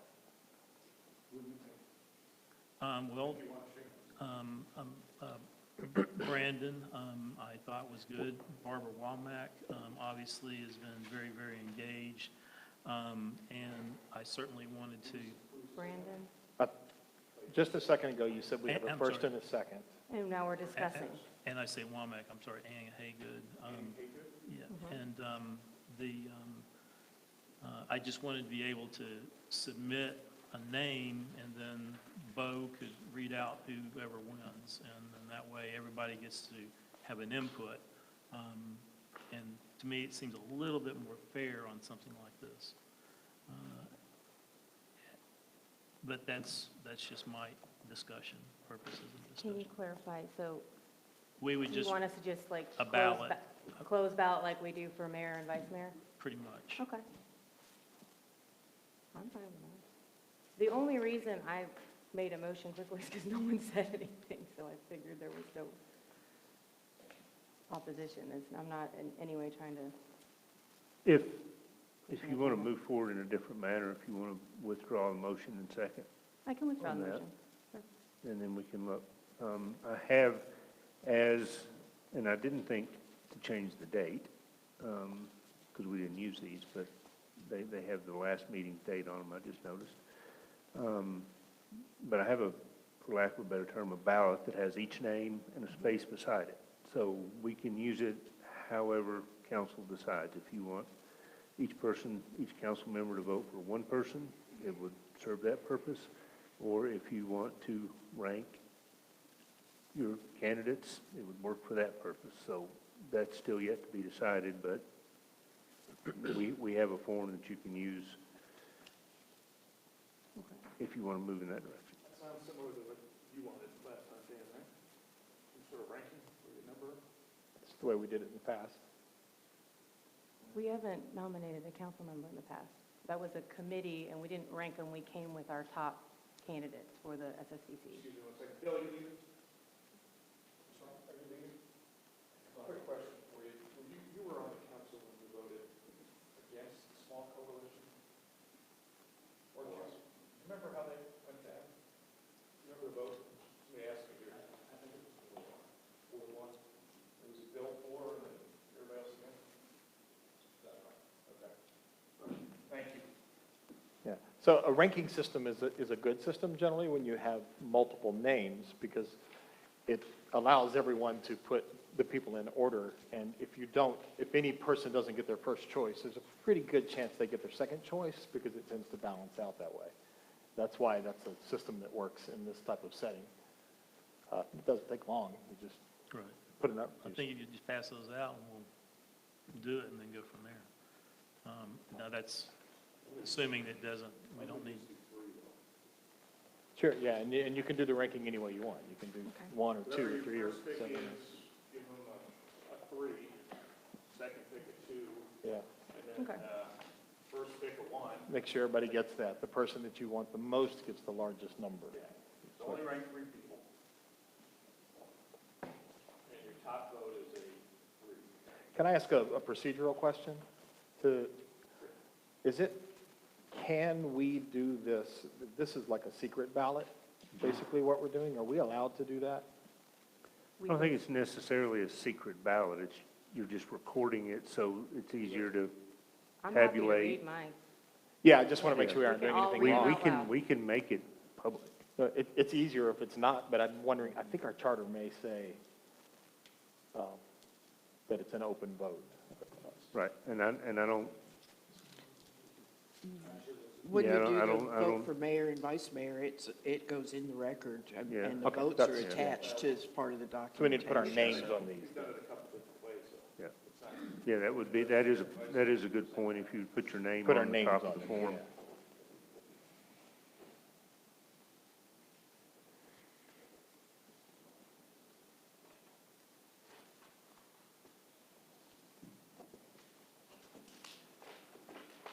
You or? Give them to Boyd. You put your name on that one for me, Amy, please? Oh, sorry. Wait, what's it? All right. 3 is your top pick. Oh, I did it backwards. Oh, I'm sorry, I did it back. How did I miss that? Everybody got that? 3 is the top Three, pick. why wouldn't we rank the first one, our first pick? Oh, it's points. It's points. Okay, It's well, not then I ranked. messed that It's- up. It's not first choice, second choice, third choice. That's what I did. Person you want the most Oh. should be the highest number. Person you want second should be the second highest. Okay.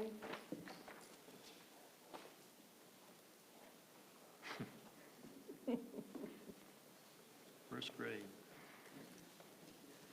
That's where the confusion starts.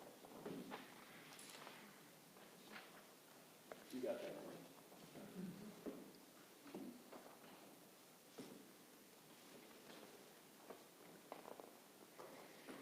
I'm fine with this, because it's not going to take 5 hours for us to argue. Right. I think we need to, regardless who it is, thank everybody who is willing to Absolutely. step up and fill out an application and serve. Thank you very much. Very And much we so. may want to, moving forward, put something so that councils past us have a process and a protocol, so it's not, To me, this is as good as it gets from here. You could also have a public hearing, I guess, I don't know. I know, but it lends itself to a lot of confusion. Is your mic down, Chris? It's not on. I don't see a green light. It's got to be on your head or it doesn't work when you talk. Oh. Mayor, I may have given you the wrong packet. Can we switch packets here?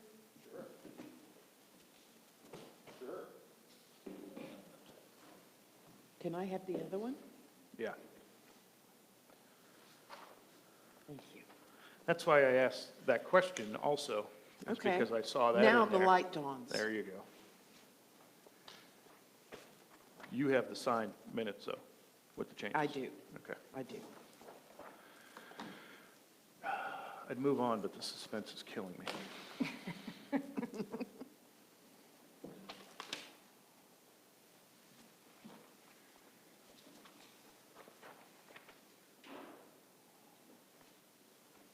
While we're waiting, Dan, Yes, ma'am. earlier when the citizens were addressing the council and I kind of cut both of you off, it had nothing to do with not hearing what you wanted to say. I was just trying to keep it a little more peaceful. Okay. So I don't know that that was clear. I think it appeared that I was just cutting you off and I wasn't trying to. Thank you. Okay. All right? Mm-hmm. I don't think if you just announce the winner, that'd be appropriate instead of Be embarrassing anybody else. Brandon Anthony. I'm sorry, say again? Brandon Anthony. Thank you. Who's Brandon?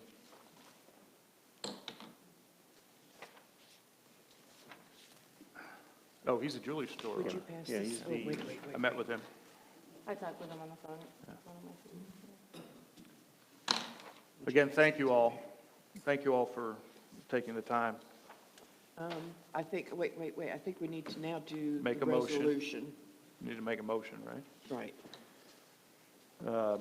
I make a motion to the votes that we appoint Brandon Anthony as the fill-in council member We for need the to. remaining of Dick We G's need to term. pass that resolution.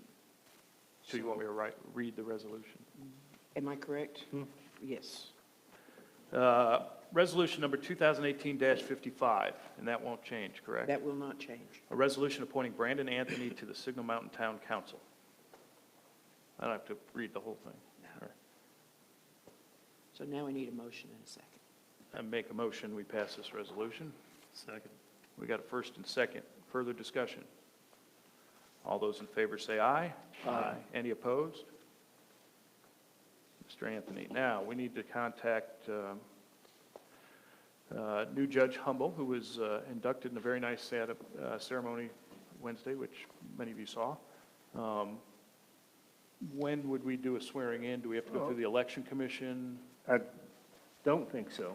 I'll contact Mr. Anthony and check on schedule there, and also would ask him, he may know a judge that he would like to do the oath, so I'll check with him and then communicate with you guys as quickly as possible. So it'll be effective at the next regular meeting?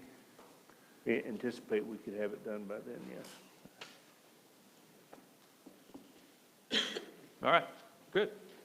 That took a lot shorter than I thought it would. 9, resolutions approving Shoal Creek Falls Bridge grant provision. Resolution number 2018-54, resolution approving the provisions of the Shoal Creek Falls Bridge grant and authorizing the town manager to proceed with the bridge replacement project and to execute any documents necessary to finalize the grant and complete the project.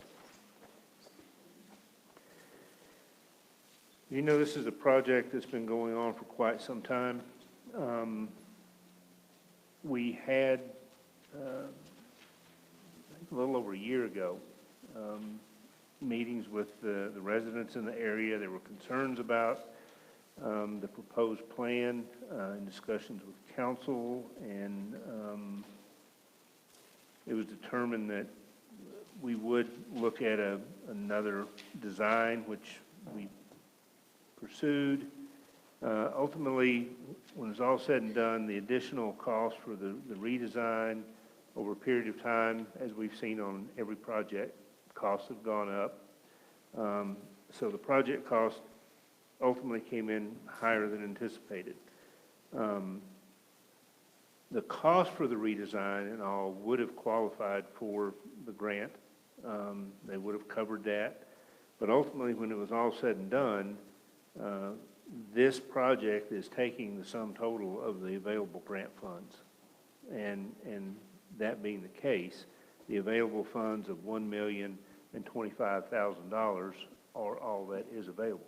So ultimately, the town's going to be left to absorb some of the additional costs. Still, this grant is covering 91.8% of this project. But since all of that transpired, we've already authorized the contract and everything else. But this ultimately ends up differently than originally anticipated. This is frankly just to cover the bases, dot the i's, cross the t's. Council's aware of where we end up on this project, and we're good moving forward. Action. Did we skip C? I'm sorry. Oh, yes, we did. I'm sorry. We'll come back to it right after this. Okay. Council's pleasure. Do you need a vote on this, or just need direction from council? I mean, it sounds like we must move forward. Yeah, I mean, it really is, and we don't have any choice, Right, yeah. but down the road, I did a resolution on this so that it documents everything, and down the road, we can point to all the steps along the way in this process and say, okay, here's where we ended up. Council's made aware of it. We are going to move forward with this, and just documents where we are. So I move we accept the resolution. Did you read the caption on the resolution yet, Mayor? I'm sorry. Did I what? Did I read it? Did he? Oh, I'm so sorry. Okay. The other part of it is, this is an expenditure of money, additional expenditure of money. I know we have to do it. Can we wait to approve this at the regular meeting? or You've does it already matter? authorized the contract and everything else. This is really just acknowledging where everything's washing out. So we have a first. Do we have a second? Second. We have a first and second. Further discussion? All those in favor say aye. Aye. Any opposed? Carries. Move backwards. Can I let council know something? I may have to take a break in a minute to call to get somebody to pick up a kindergartner if we aren't done, which I can do. It's Good, fine, I was but- hoping right after we get through the ordinance, we'd take a 5-minute break, if that's okay. But we're going to back up to discussion associated with appointments to Planning Commission, WWTA, and the vice mayor. Mainly wanted this on as a discussion item, just to make sure we covered some of these things. The Planning Commission and WWTA appointments that Dick held, frankly, I don't know that it makes a lot of sense to do that on a 2-month temporary basis, but at least wanted the council to consider that, so that it was a matter of if we choose not to do that. I've actually spoken with the chair of the Planning Commission, and she's actually prefers that doesn't happen because you just don't have time to acclimate or anything, but I didn't want to just not do it. We discussed it. If council wants to move forward on any of those. I was willing to we take can. on both those. I think originally appointed Dan in my stead for the Planning Commission. I think, is that how it came out when we did it? But I'm happy to sit in Dick's seat for the last 2 months for that. It's council's pleasure again. Just Are you okay with that, Dan? Well, you would have to remove me from the mayor's proxy and then put you into the mayor's position. The way our charter sets up, we aren't required to, but we're allowed to have 2 people from the council serve on the planning commission, one of them being the mayor or the mayor's proxy as decided by council, the other being an at-large council member. Dick served that at-large position. I've filled the mayor's proxy on the planning commission. So as it sits right now, Or you'd have to I could remove step me. in for the proxy for 2 months. Yeah, but because it's done by resolution, I think you'd have to remove me by resolution and put you in. I don't know. Yes? I believe if that's the action taken, that's the way it would need to be done. Or I could just fill in for Dick for 2 months in his spot. Which, I don't care, I'll whatever have to you look want at to do for, And again. the intent, the in result's the same. Is there a meeting of the planning commission between now and September 10th? Okay. So we didn't decide that. And it's not a required action.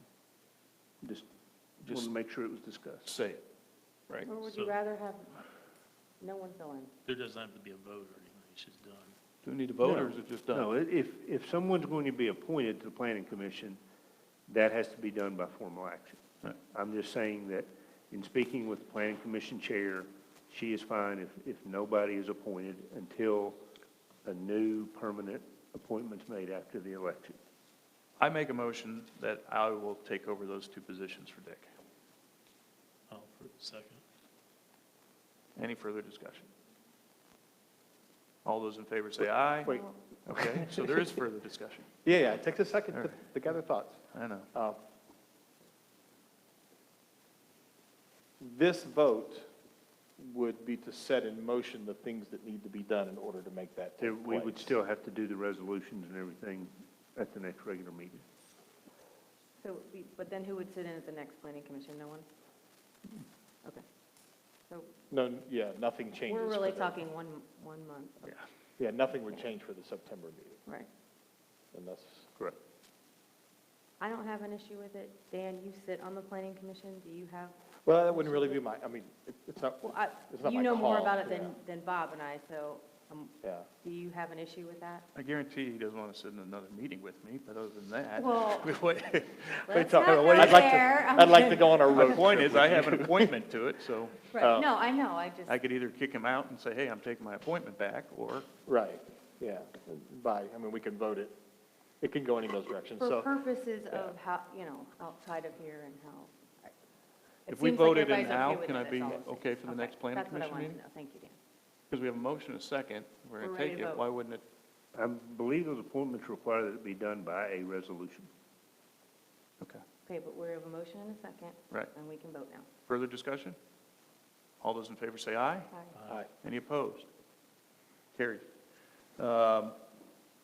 Vice Mayor. I nominate Amy Speak for Vice Mayor.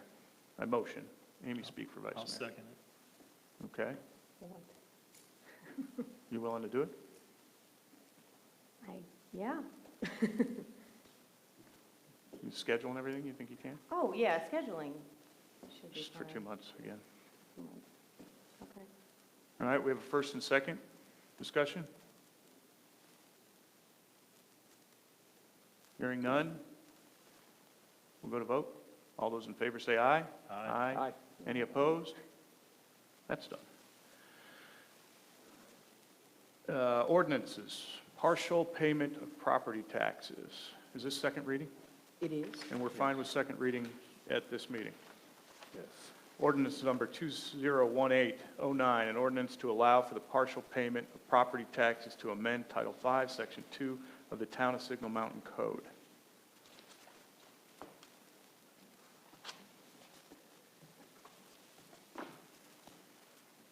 At the last regular meeting, we did have first reading on this. We had sent it to the comptroller's office for review as is required. After our first reading, we got notice from them that there was in fact a section that would allow us to take advance payments, though we didn't intend that to be the case. They felt the wording would allow that and was not our intent. And in fact, municipalities can't take advance payments until they're assessed and due. We can't take advance payments. Counties can. So they identified that and asked that that section be removed, which was in the ordinance. It would be 5-204, item D. And item number 2 under that heading was removed. And then in number 1, we added some language: taxes may be paid in full or in partial payment without penalty or interest from the time they are due. So it just further clarified that advance payments could not be taken, and that this is relative to taxes that have been assessed and are due. Ran all this by Phil, and his direction was that these were clerical in some degree and also more restrictive than original, so that there was no reason that it would have to go back to first reading. If we had done something that made it more liberal, that would have changed it, but since we didn't do that, in fact did the opposite, it's more restrictive, and what we did was at the direction and review of the comptroller, he felt we were fine moving forward on second reading. All that said, you're fine with this and we should approve it? Yes, I think this is... All right. Any further discussion?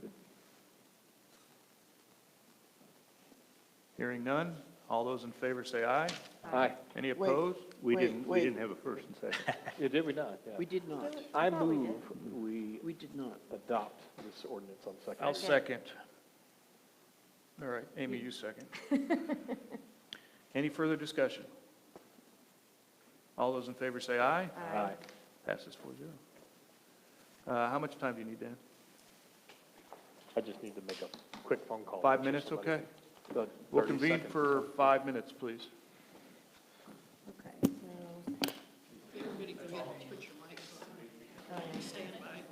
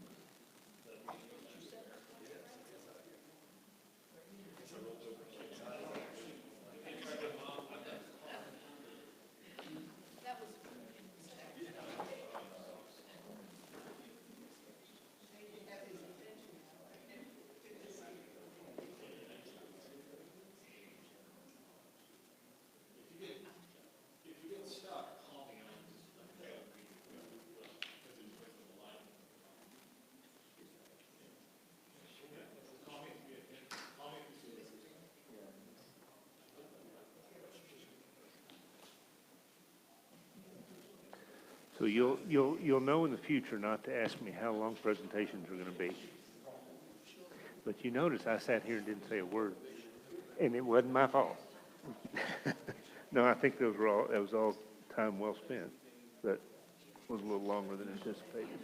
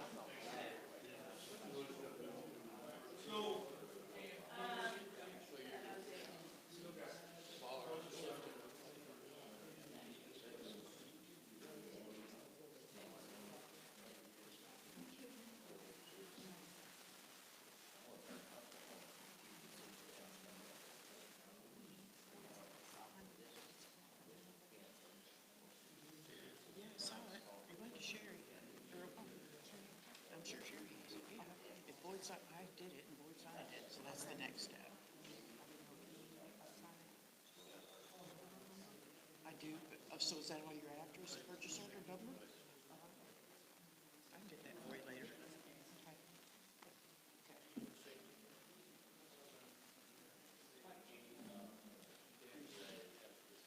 But she does have it, so she may even get to it earlier than me.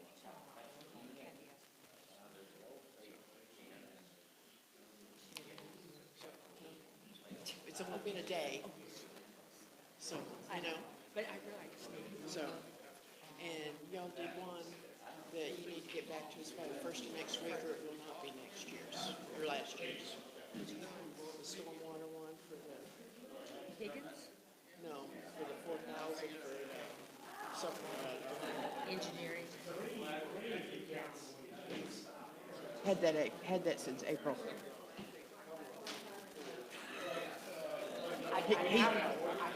He's not on my happy list. Meeting back to order. If we can get quiet in the room, please. Next on the agenda is discussion items, A, Town Attorney RFQ.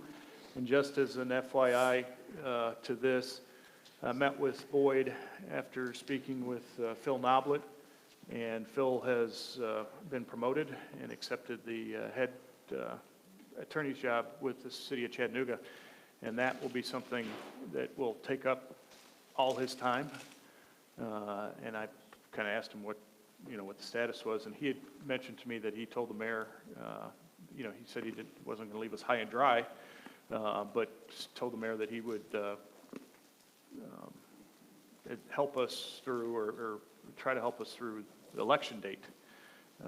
So I asked Boyd to start putting an RFQ together for town attorney, so we can handle that at some point. So that's where it is right now. One of the process, I'm sorry, would you go over the process we discussed to make sure everybody's comfortable with it? Or do you want me to do that? I'm not sure what you're referring to. Well, we were going to do something similar to the judge or whatever. You're going to put RFQs together with some questions, and we'll have these applications or RFQ responses. And This is a paid position. Yes. Yes. It's like the judge. Yeah, we'll put out an RFQ, and one of the things we need in preparation of putting that out is really an opportunity to discuss what the council sees as the needs, requirements, obligations this person would need to meet, I think. It's the opportunity that we can look at that. We've had kind of a unique situation with Phil being in-house, basically an employee of the city of Chattanooga. It's a little different scenario than what most places have. We were his only other client, but he was a city attorney for Chattanooga, so his time allocation was difficult at times. So I think here we'll be looking at a different scenario and have the opportunity to really lay out what's expected on the front end in terms of, well, one thing in specific is the meetings that they would need to require to attend. And as I've mentioned several times in these meetings, when a question is posed to me, I'm not an attorney, and it would be nice to have one here to answer the questions. Sorry. You okay? No. Wrong and pipe. so forth. So it may be something that we. Sorry. You don't have to apologize.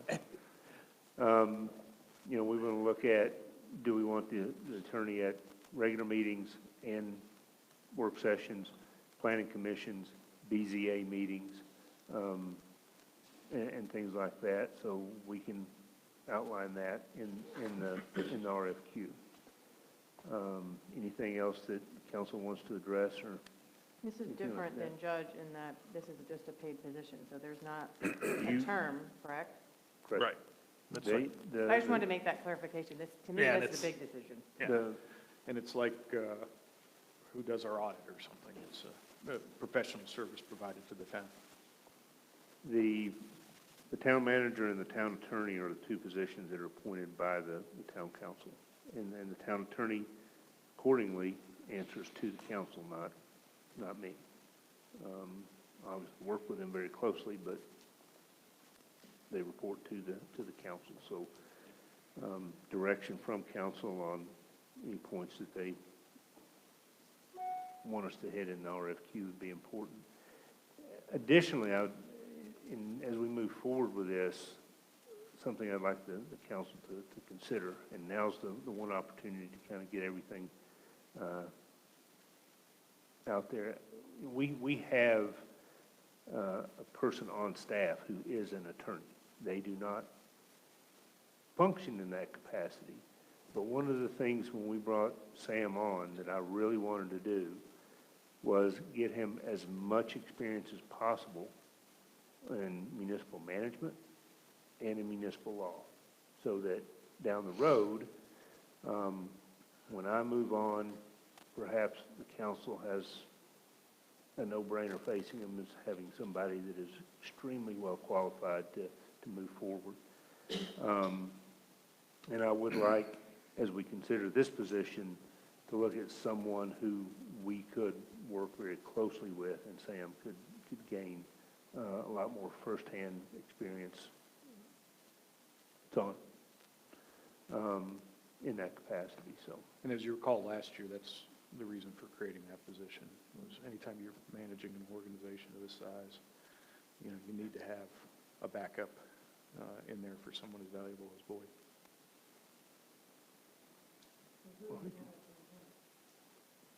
What do you mean, who do we have? no, Sam is an attorney, yes, but he's not the town attorney. We still need a town attorney. I think Boyd's point is it'd be nice for them to get the commitment to come to all the meetings, which we can. yeah. All right, anything else? Just that on the front end. Yeah, I will send to you, and you can share with everyone else on the council. I had asked MTAS for some help a while back on, I think as we're discussing these things, one of the things councils have done that we haven't done in the past is do town manager evaluations, and do town attorney evaluations. It's pretty common for towns to do that. And there are forms to help councils do that, because none of us come in having needed to evaluate a town manager or a town attorney. So I don't think I have one on a town manager, but I have one on an attorney. And it's just, I don't know if it's going to be all that helpful in the kinds of things that we want to ask, but it does have some, yeah, I think it will be helpful, actually, in the kinds of things we want to ask in interviews ahead of time, as far as communication and just the kinds of things that town council needs from an attorney. And this is an MTAS document that's already put together, so it could help us out. And we have Yeah, I'll send it to him and he can send it to everybody. We have model RFQs that we've already started working on, and Okay. Ultimately, it'll be up to council to approve that document, but I'm putting things in there that I think need to be there. Sure. And then we can glean from any other documents or anything that you guys want to send us, compile it, and then get it out to you for review. Right. And the other reason I'm mentioning this is just to remember, is as we establish this, it's just like when you bring a new employee on, it's good for them to know what sort of review they're going to get from their bosses. And in this situation, the town attorney works for the council, not for Boyd. Boyd, the town manager, can't really tell on the town attorney what to do. The council hires and fires that person. So this is, in essence, our employee. And I wouldn't hire someone without letting them know that they were going to get a review, so they know how they're doing and what we expect. One of the things I want to point out too, and I have talked to some of the other municipalities to see how they structure their agreements and such, and there's a variety of ways that they do it. But something that it apparently is somewhat unique to Signal Mountain is that the town attorney is required to be a resident. There are a couple attorneys in the Chattanooga area that work for multiple municipalities, and obviously they can't live in all of those places. So that is obviously not a requirement of some, but for us it is in the charter. So You also see in this process that some municipalities will really look at a firm as opposed to an attorney. And I think that's a little more problematic with that requirement as well. So we probably want to look at an individual and then ask them about their firm affiliation. And I don't think there would be an issue with someone else in their firm filling in for them or something like that. But the actual town attorney needs to be someone that's a resident of the town, and then perhaps look at their firm affiliation and what else that might have to offer. Are we going to be okay with what we've been paying based on what competitive rates are for similar positions? Well, a lot of the other municipalities pay more on an hourly rate than we do. They set a base rate for just meetings, and then everything else is on an hourly rate. How does the base rate compare? Right now, we really can't tell because we haven't been getting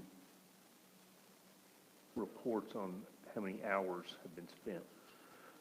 We don't Phil's pay hourly. we haven't paid Phil over our base rate in a long time, and he hasn't turned in hour reports. Right, so that's one of the things that we would want to get established, that we want to get those hourly reports. But the other side of my question is how the base hours, I wonder how maybe that's something MTAS could answer, about how many hours and number of meetings is average for a small town for a part-time attorney. And I ask that because we have all these other meetings, as you mentioned, you've got the Planning Commission, and you've got BZA, and you've got, this one. Well, if you just look at, in general, and as we've seen, especially over the last couple of years, it can vary tremendously. But if you look at a regular meeting, a work session, Planning Commission meeting, and a BZA meeting, BZA doesn't meet every month, but if they did, there are 4 meetings in the course of a month that might total 10 hours in a month. So the meetings aren't a lot of hours themselves. Are there any services that MTAS provides that we could take greater advantage of that would cover some of the town's needs? No, I don't think so. No? I mean, one of the difficulties, and I certainly don't mean this as a criticism, it just is the way it is, with Phil in the position that he's in with Chattanooga. One of the struggles is being able to pick up a phone and have a conversation when you really need an answer, or to get something reviewed quickly, or and he does as best he can given time constraints. Again, not a criticism, it's just the fact. If we were to go and try to depend more on MTAS, that would exacerbate that issue many times fold. I just don't see, you go to MTAS for legal opinions, Phil would contact them and discuss things with them on an occasional basis. So that's the other side of that question. Could an attorney who's coming in, who's not going to have the institutional knowledge that Phil has, use MTAS a bit more? Oh, sure. I mean, are we apt to engage them more during that period? Absolutely. Okay. Just from a day-to-day operational basis, could we get them to do things that a town attorney would do? Then that's what I'm talking about. That wouldn't make sense. Okay. If we were to employ our attorney internally, Sam, how would that affect what he does now for you?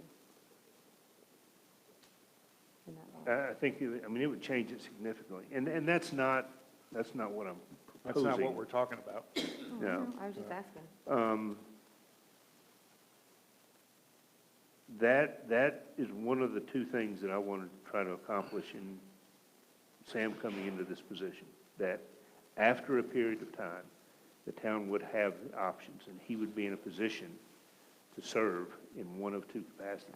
That's what I wanted to If we got to the point where we wanted an in-house counsel, he would have the experience to do that. Okay. If I left and we're in the market for a a new town manager, he would have the combination of that experience that would make him well qualified. The more we can utilize him in conjunction with someone with municipal experience, I think the better off the town is, and certainly the better off Sam's going to be in his career. Okay. Yep. So any more discussion on that? I would just ask that if you want to send me what you have, anybody else has any thoughts or anything that we need to put in the RFQ, if you could get that to me over the next week so we can have something ready for you to review ahead of the next meeting. I have full faith in Boyd and the staff to handle it because they know what they're doing.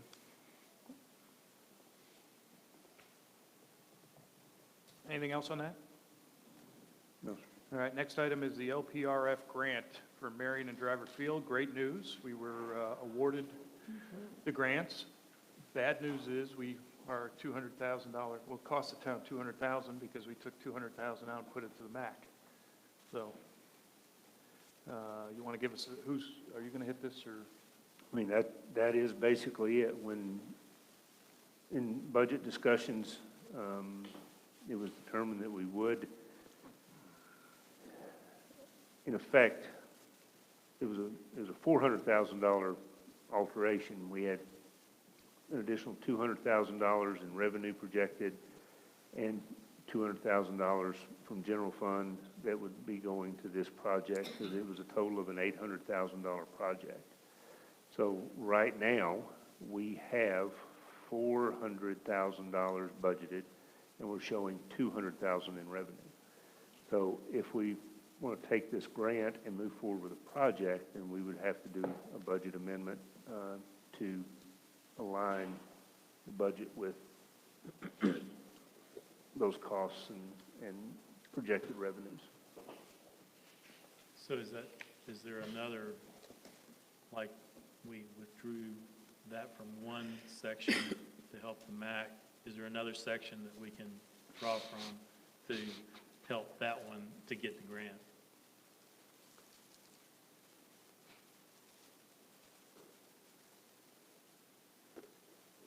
I think we'd be hard put to, for lack of a better term, just find $200,000.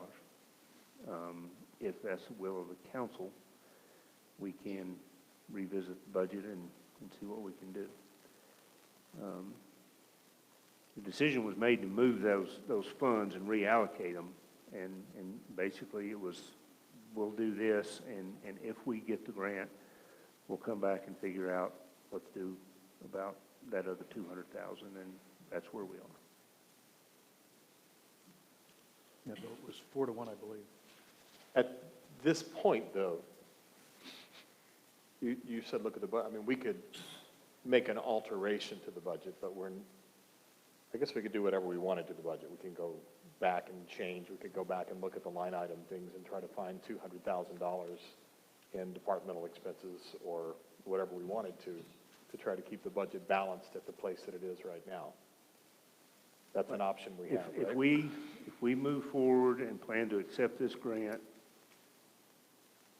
without expending any additional fund balance, that's what would have to happen. We also have the option of spending fund balance. Correct. As well. This project would be very appropriate for fund balance expenditure. The issue is fund balance level and overall. Well, this speaks to the kind of thing that it's taking care of what we own. It's doing something that had been deferred for a long time, needed it, and it's the kind of thing we've got to do. And if it means there are other things we wanted to do that have to be postponed a bit, perhaps, or at least some of it, I guess is what I'm getting at, because you don't have to do, there's nothing that says you have to do all $200,000 from the fund balance. If you could trim $100,000 other ways, you do $100,000 from fund balance. So we've got some options is what I'm talking about. And I think we have to find a way to accept this grant so we can make that preparation for the girls' fields and for the community fields. I agree. It's a must-do situation. What is your suggestion? Keep the money where it was. What are you saying? Keep the money where it was. I don't know what that means. The council voted to take money from the project and put it into the MAC. So you're saying, but right now, what do you want to do? We can't Keep go the back money and where it was. I don't know what that means. Okay, yes, you do. You No, I just don't, I really just don't. do it. No, I really don't. I'm not. He's just saying that he voted against it and wishes that the money didn't go to the max. Bob's asking, what are we going to do now? Right. And And so what's the He's just making a answer? comment, that's all. But we can move, what do you guys want to do now? It seems like the only option is to tack the fund back. Well, What are your suggestions? I wish we could, I still think we've got some things that we're spending money on that I had a list, and I know no one wants to go back over it again, that trimmed about 90-something thousand dollars that would have helped some. I wish we hadn't done this, and I'm going to confess right now that I went home from that meeting and I wrote, I think the next day, I think I made a mistake. I don't think I should have voted that we pull money from that. I think that was a mistake on our part.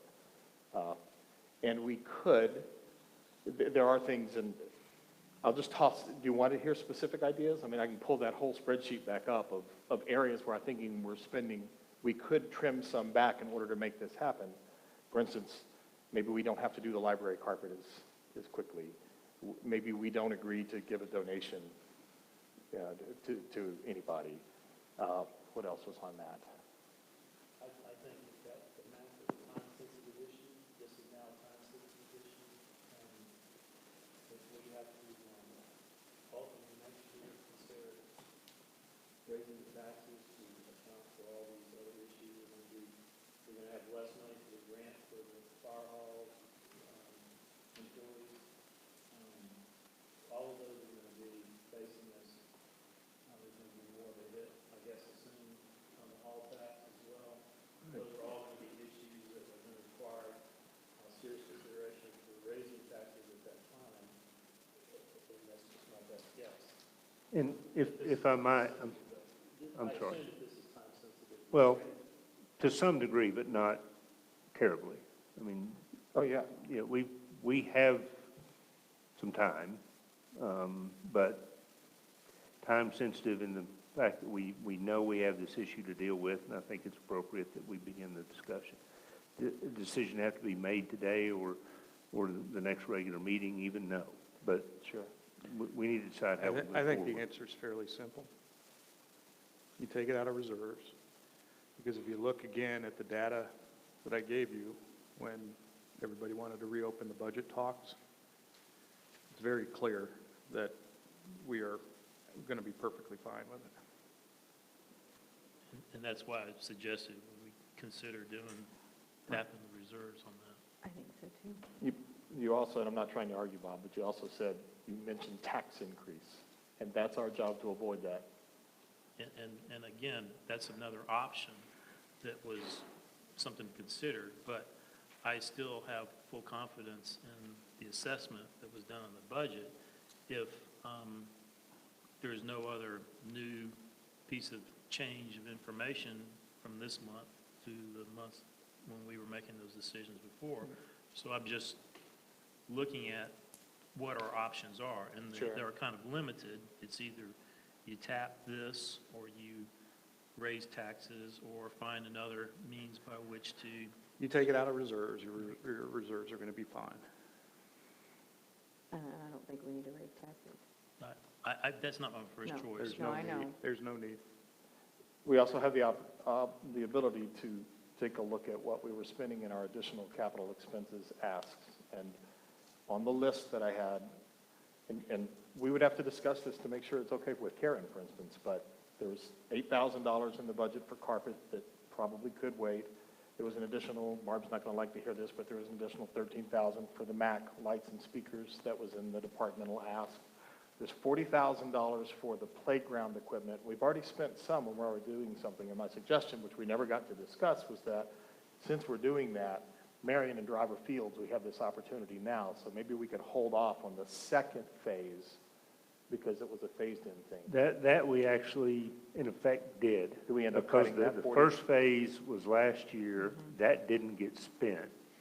So Okay, good. that 40 is for the first phase, and the second phase is being postponed. Right, during the process, I dread saying this, but this is our job. We could look at things like the Centennial, how much we are going to spend. We can look at it as a discussion and vote, because that's how it works. Well, let me finish my list, please. The MAC utilities, you added, Chris, in the budget process, an additional 6,000. That was added because you added it. There was also, I had a suggestion that, and I talked to the folks that are raising money for the MAC and said, would you be willing to reduce the town's indebtedness for the second phase of the sprinkler system by trying to raise more money?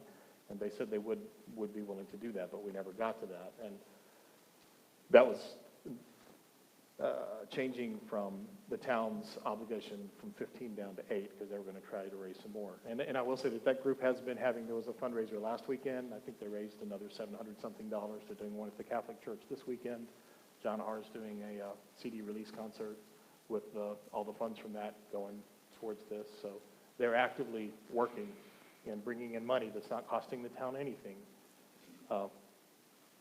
So my point is, we can look at this entire thing, and then the second part, while I still have the floor, is it's not just, Bob, we have to be clear on this. Our budget changed because there was $600,000, one of the major reasons the budget changed, there was $600,000, just slightly shy of that. Well, I shouldn't say the budget, I should say the percentage of the general fund balance, which was the thing that I zeroed in on, that we were falling below what we had said, the council had said it wouldn't fall below. There was an account, it's not really an accounting error, it was a spreadsheet basically that had been used for years that was debiting twice the sanitation fund. We changed how we calculate it, yes. Yeah, and they found that, and it's fixed forever. But that one change made us be $600,000 better. $600,000 of a $9 million budget is a large percentage. That's the big reason why those numbers changed. And we have to, that's the truth. I mean, that's the reason that percentage changed. That's really why it's different. It's not because something was. Are you through? I'm saying, so our budget was. I think the approach that you're taking is 1,000 paper cuts, and you're hurting a lot of different other areas that are going to have our time. Because, you know, one of the things that I think that's clear is that if the assessment is that we can absorb that with the fund balance, then that seems to be the easiest way to go, for me anyway. Absolutely the easiest way to go, and I'm not necessarily against it, but I just want to point out it's not our only option. Right. So you're not opposed to it? That was my question. I would like to hear some reasons why we shouldn't. This is a big thing that needs to be taken care of. Why wouldn't we take a look to try to help this area, ask everybody else, because we're a town, and it's not just 1,000 paper cuts, it's we don't need to. 8,000 citizens. And it's their money that we're We don't need to. spending. We don't need to. It's there. I mean, we had this discussion. I think Bob made a good point, too. We're hurting so many other, I agree with you on the 1,000 paper You don't need, cuts. yeah, and you don't need to. The library needs new carpet. I mean, there's basic things that we as council members, I think, are obligated to maintain, and all those things you listed, I think. We're several crying of them. wolf where there is no wolf. I mean, it's not there. I tend to agree with that, too. but- I don't know, so do we make a motion that we go ahead and do a fund transfer to cover this? Is that what we're on the table for right now? Ultimately, there'll have to be a budget amendment. I think So that'll be an ordinance with 2 reads, so direction on what that. Yeah, what Boyd needs is us, where are we going? So regardless if we disagree how we got there. I think everybody around the table that says, we got to fund this. Why would we not? Because it would cost us $200,000 if we didn't. So around the table, we're all giving him the direction that, yes, we want to make sure we go forward with this project. And thank you very much for your hard work on getting the grant, Sam and Boyd and staff, because that's a big deal for that over there. Is that accurate? All right. So I think the consensus around the table right now is we'll find the money. Given it comes out of reserve, or if we want to have a special meeting to look at everything, we can do that. Well, that answers one question, but. What's the second? Yeah, is where that comes from. Because we have to do a budget amendment, and that will spell out where those funds come from. If we take $200,000. And I'm not saying you have to have that I know. If now. we take I'm just saying $200,000 out of the reserve fund right now, what percentages? Right now, today? Can't answer that question off the top of my head. Right. So it's So not we like need we're the going to be answer to that breaking any policies until we know where it is. You got to take a snap, you can't say, well, this one day it was below because some checks passed in the mail or something that you've broken some sacred vow we have. So I don't think there's going to be an issue. At the end of the year, if we're short, that's when you address it, to your point. But I think we're going to be just fine, I really do. I mean, the facts are the facts.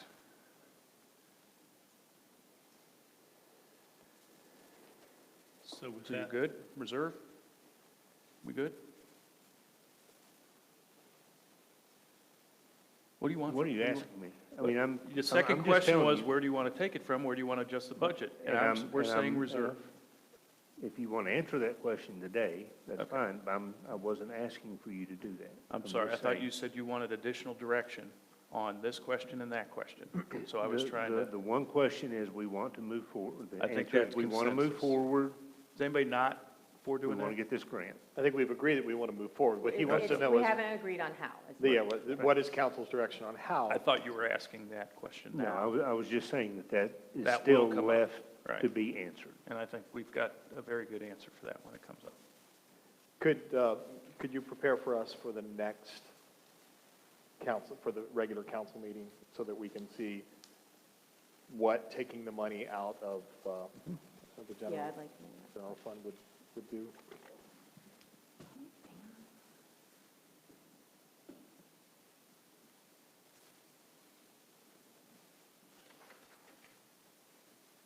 Anything else on that? No, sir, not for me. All right, 11C, bike/ped plan.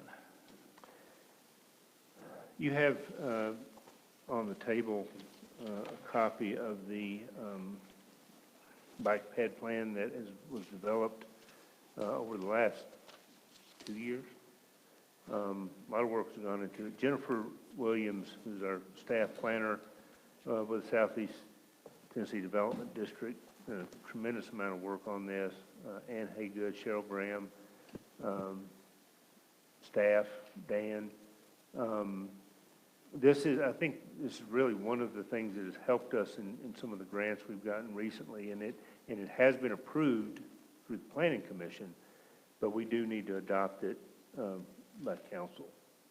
So I just wanted to get it to you, ask you to take a look at it, and plan to have a resolution at the next regular meeting to adopt it.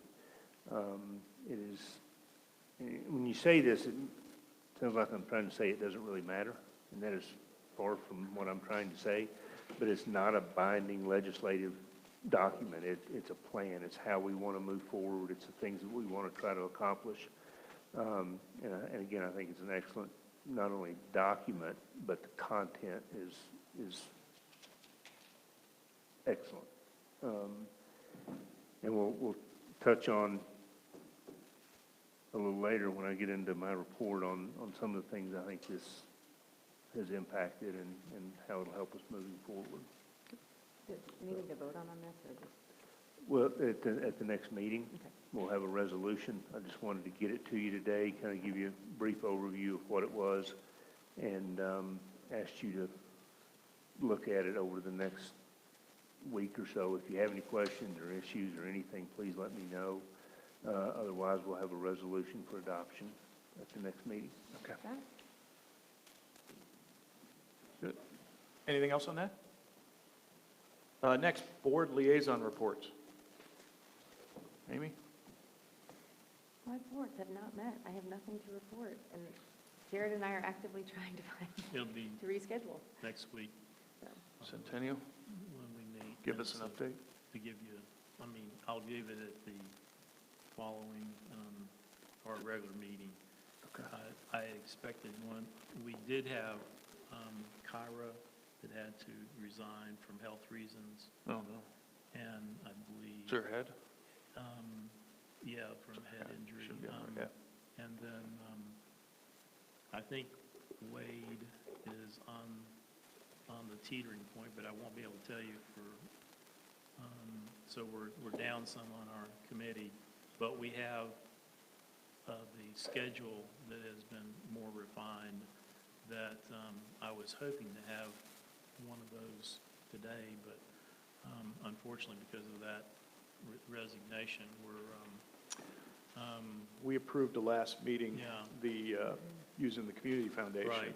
which, a couple of your board members saying, hey, we got to get that done because we got people who are itching to give us money. Have we gotten some of those donations yet? Or have they hit that the was the bank? report I was supposed to get today. I didn't get that report Okay. today. And so hopefully we'll have it for our meeting first. That might go into Dan's issue with reducing what we spend for the Centennial. Depending Well, how those hopefully donations are it'll coming. make a dent, yeah. Yeah. Anything else? Any other? Bob? Oh, no, I don't have any Okay. other. Dan?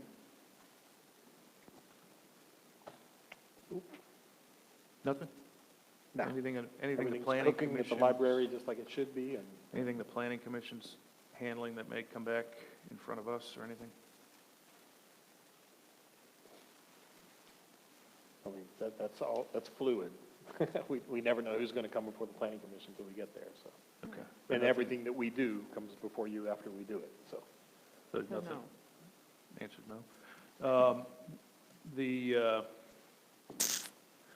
Parks Board is starting to talk about and work on creating a mountain bike pass, which, naturally up here, we've got the trails, we've got everything else. It's just an outdoor nature thing, and that's a sport that you, according to several of the folks, you have to travel quite a distance to do, but we're obviously set up to do that up here. So they are talking about that, which I thought was good to expand the level of outside activities we I noticed provide. the state had put up new posts that show 3 vehicles or 3 things that are not permitted and 3 things that are permitted. And I've got a picture on my phone. I don't have my phone in here, but it shows that walkers, horseback riders, and bicyclers are permitted, but then it shows ATVs, motorcycles, and some other vehicle is not permitted. That over in the Prentice Cooper It's area? in Prentice Cooper. The state has got those up. Now, one was taken down where all the Four-wheelers get four-wheelers empty off pull there. up, and they Yeah. tore that one down, but the one that's further on down by the old Walden Ridge Sportsman's Club is still up, and I believe there's another one that's still up, but there's obviously some resistance to that. But anyway, to answer your trail thing, you're talking about where would they be developing trail systems for the bikes, or? I think back in that area. Oh, so it'd be on state property you're talking about? I think they were talking at both. I mean, that's something the state would have to get involved with, but I wasn't 100% sure on the exact location. But they wanted to create something that's apart from the walking trails, because combining the two is not, a lot of our hikers up here really don't want, we're kind of against this, but if we can create separate routes and trails or laps or whatever they call them, to satisfy those folks who do that too. I think that's more what they were talking about. And we can only control our portion of the land. I don't think we can speak for the state. But from what you're saying, they are allowing bicycles on the Prentice Cooper trails. Yes, the three things were horses, walkers, and bicycles, but the motorized things were not. So that's got for the parks. Managers report.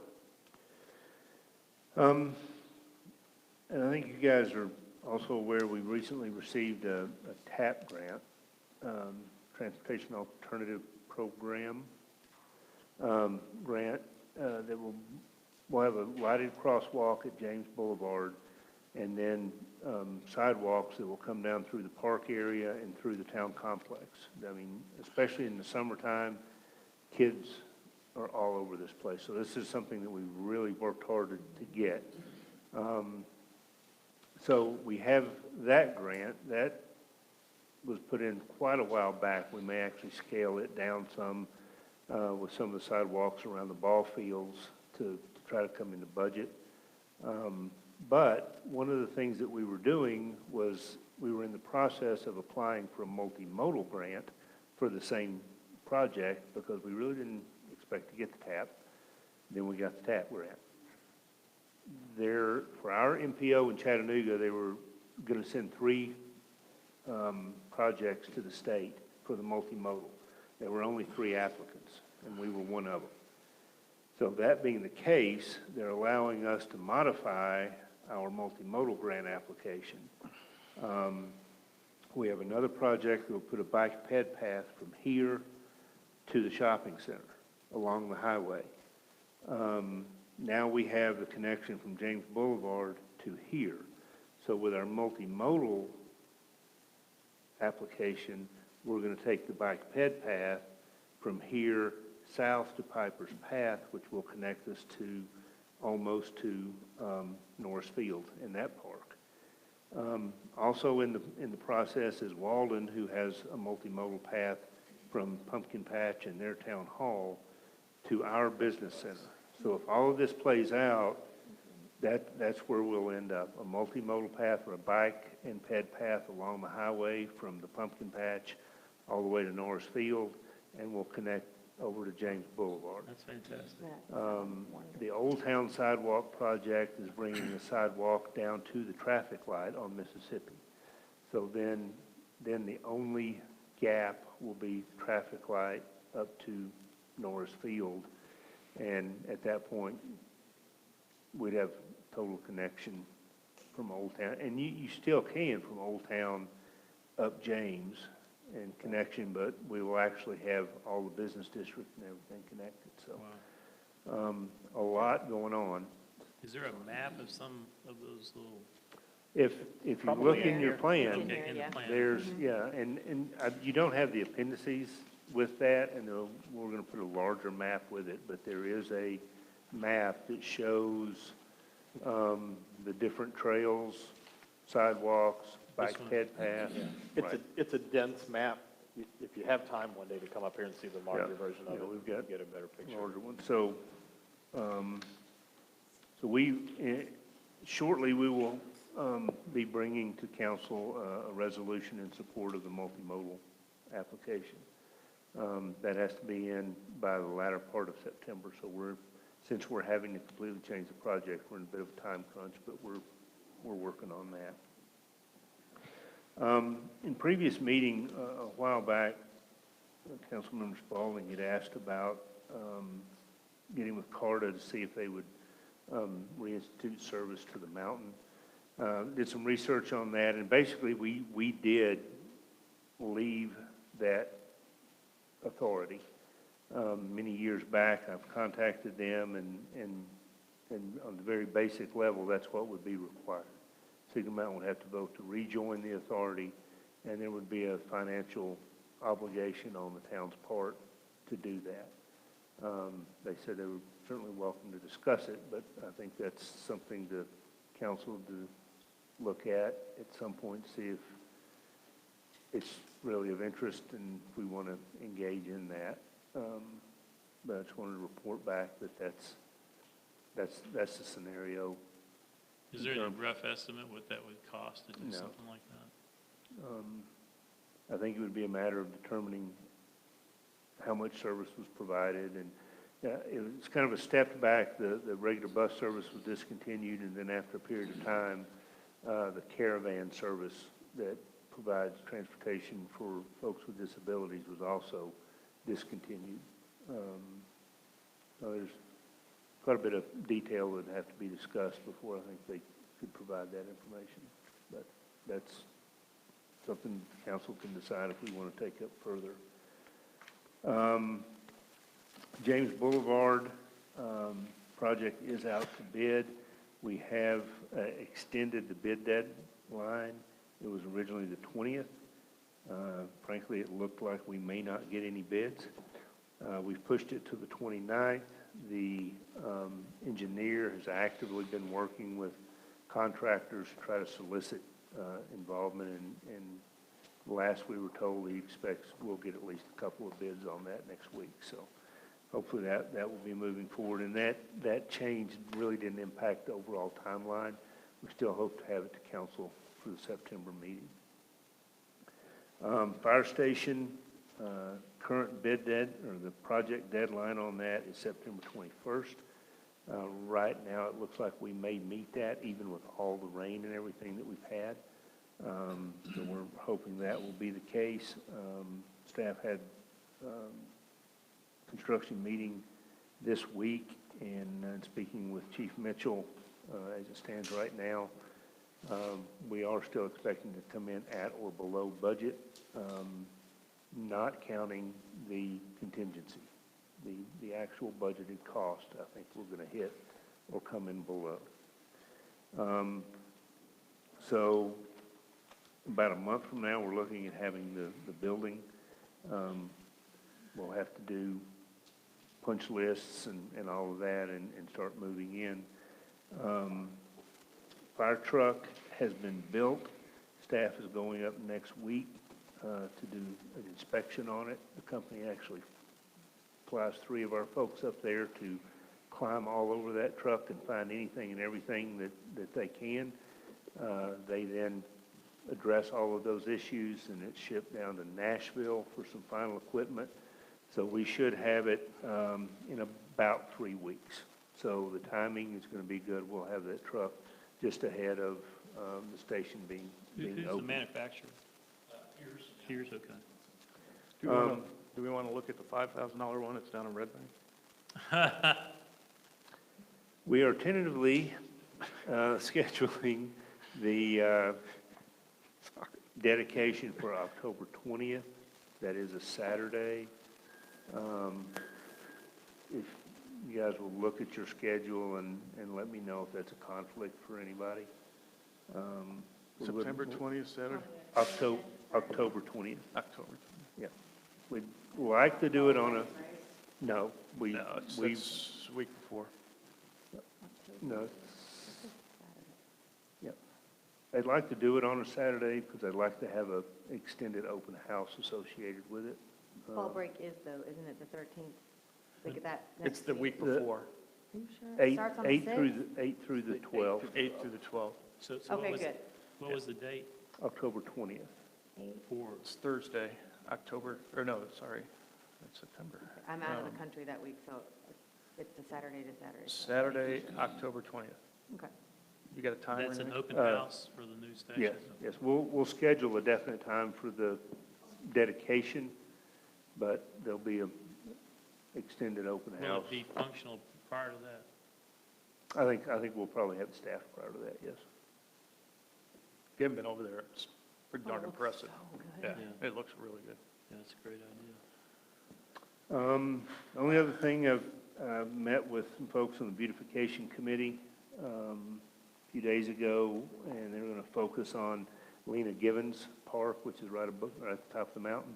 Interestingly enough, about that same time, I had a citizen contact me and want to come in and talk, and that was his focus as well, and he expressed an interest in donating some funds or making some funds available to the town so we could really pay some attention to that park. And he said, I see your guys out here, they're busy, they're covered up, there's only so much they can do. I'd like to be able to help, and maybe we could get a a crew to come in and do some of this work and really get things looking nice. So we're going to meet again in a month or two. And in the meantime, we're going to see what we can identify as things that we want to do to really dress that up. So it's very, very positive things in that regard. That's all I have right now. What is that fire station going to be called? Station 2. Fire station number 2. All right. Next on the agenda is tentative agenda September 10th, 2018. So with the changes today, what do we have to move around here? Only thing under ordinances, we had tentatively put on the partial payment ordinance because we weren't sure about whether we would have to do another first or not, so that can come off. That'll come off, okay. We will have resolution for. It was an you- ordinance. We did not have to have a public No. on that one. No. Do we have to have a public on the rezoning process? Yes, because that is a zoning ordinance. There'll be a Okay. public hearing ahead of that. And that's right before it. I'm Correct. sorry, go ahead. All right. Resolution for appointment to the Planning Commission.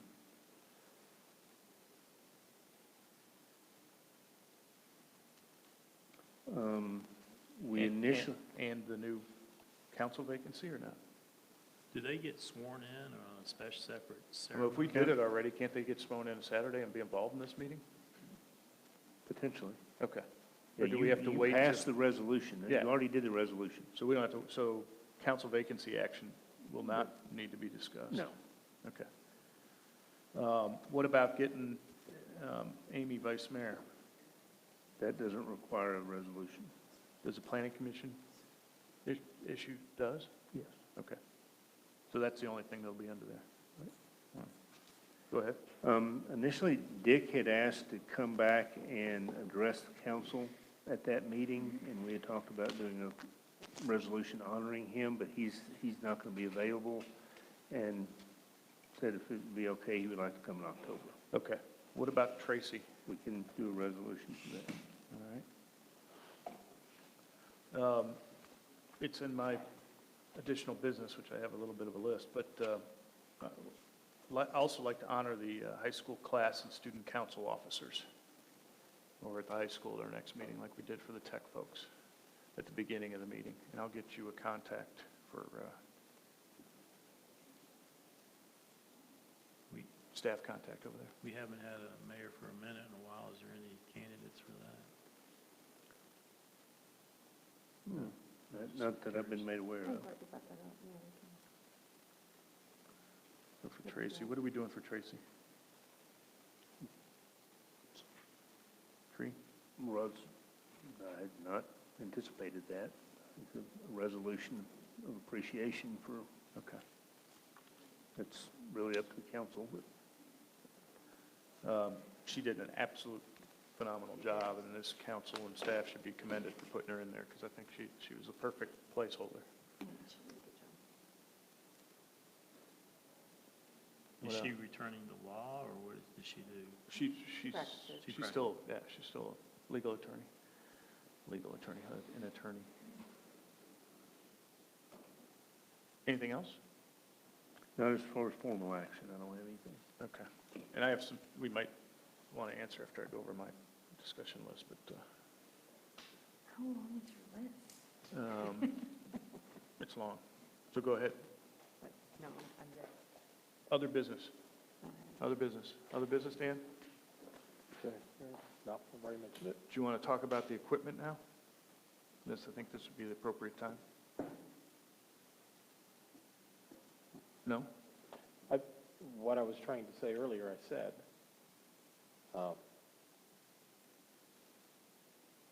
The reason you have discussions up front is so you don't have the kinds of problems that we're having on the back end. I think those are made up and perceived problems. I think the lack of discussion on the front is not made up in.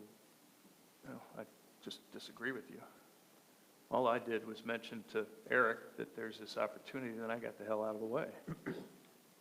And I think if you ask anybody on staff, all you're trying to do is make a mountain out of a molehill, as all these other people were doing.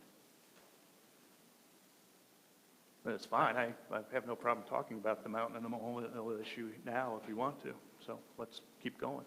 Eric, is that exactly what I did? I said if the equipment's no good, don't do anything, but if you think it's a deal, go get it. Right? Okay.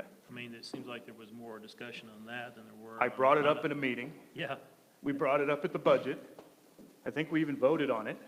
you know, So, to the concern of the citizen about a $5,000 fire engine, of course, it wouldn't meet specs for current, so, I mean, obviously, a lot of people have a lot of ideas, but the reality is that when you have something like a Jim said, it doesn't deserve 3 council meetings to talk about $9,000 But- under budget kind of product. I mean, it's just, but I specifically, for transparency purposes, brought it up. Yeah. And told them my involvement, so everyone knew, which I had 4 people stand up here like I walked this thing through.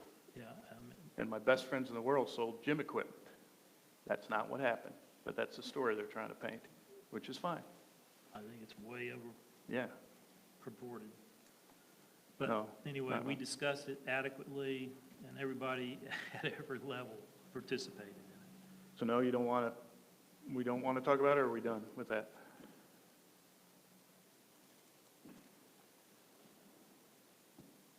I've got nothing for you. You done? We got the high school class and student council officers that I mentioned. On September 20th, the high school's having their bonfire again. It's the second one. And we got HCDE approved it, Dr. Harwood approved it, and we have our staff here in fire who's going to help out, and everybody's in contact for that. And that's for a pep rally, I believe, over there. But same thing, same location as we had before. We are clearing up the payments to the Lions fireworks. I think we got the paperwork pretty much done? Agreement on language? For the most part. Close, okay. One thing we do need to address is, through this process, there was not a donation in 16-17. We made a donation in 17-18, which is what we just did. But, yes, We did or didn't? we did. Okay. And it went up to $4,000. Right. So, question of whether we want to do anything to catch up to 16-17, we need to discuss that at some point. Well, as I recall, we had approved whatever we had been doing before for the Lions during 16-17, and then 17-18 is when we asked it to be increased, because it hadn't been increased for Right. whatever. But in that period of time, we determined that we had not been doing that the way we needed to, and Okay. 16-17 did not get made. Oh, paid it all? Correct. Okay. Because we couldn't pay that until we got, and that usually happens. Well, and they bought it based on our commitment to doing that, though, right? They anticipated that donation, yes. Right. That donation usually comes towards the end of the budget year, ahead of those fireworks. But So we were working- that's when we determined that. We were working through the paperwork. So we issue. were right at the end of that budget year, so there was no way to get all that done. So Well, we need to do, I mean, if it was approved and budgeted, we just need to figure out how to get it done. What do we have to do? That's something you can handle, right? It's under, we'll ultimately do a budget amendment to do what we didn't pay then to pay this year, if that's the pleasure of the council. I just want to make sure, I mean, it's a relatively small amount, and it was not paid. all right. But I don't think we leave the Lions high and dry for everything they do in the community. Anybody got any opinion on that? I mean, We I think budgeted the money, we whatever- didn't deliver it, so. yeah, whatever we can do to assist, I think, is important. we'll incorporate that in the first budget amendment, and if there's any further discussion at that time, that can be had. Okay. Town attorney process, we went over that. I forgot what it was. I want to talk about the water RFP. I want to reiterate to the council that I am perfectly prepared to make a decision on that if we want to move forward, but again, I recognize I was much closer to it than everyone else. With that said, though, and if this is going to be delayed, we know that rates are going to have to move, all right? The rates are different if we pick one company and decide to sell, pick another company, we decide to sell, or if we keep it ourselves, because we're going to have a substantial investment. I think we're doing a disservice if we don't just work under the assumption right now that we're going to keep it and move the rates in the water to where they need to be, because we're going to lose 3 or 6 more months of collecting, if we keep it, the capital we're going to need to staff up and do everything we've got to do, which will put us in a bigger hole. So I think we should look at looking at least at the rates that we came up with. And then if for some reason this council or future council decides to sell, then you can adjust back to wherever the other 2 companies are that you want to do. That sounds like a good idea. Go ahead. Yeah.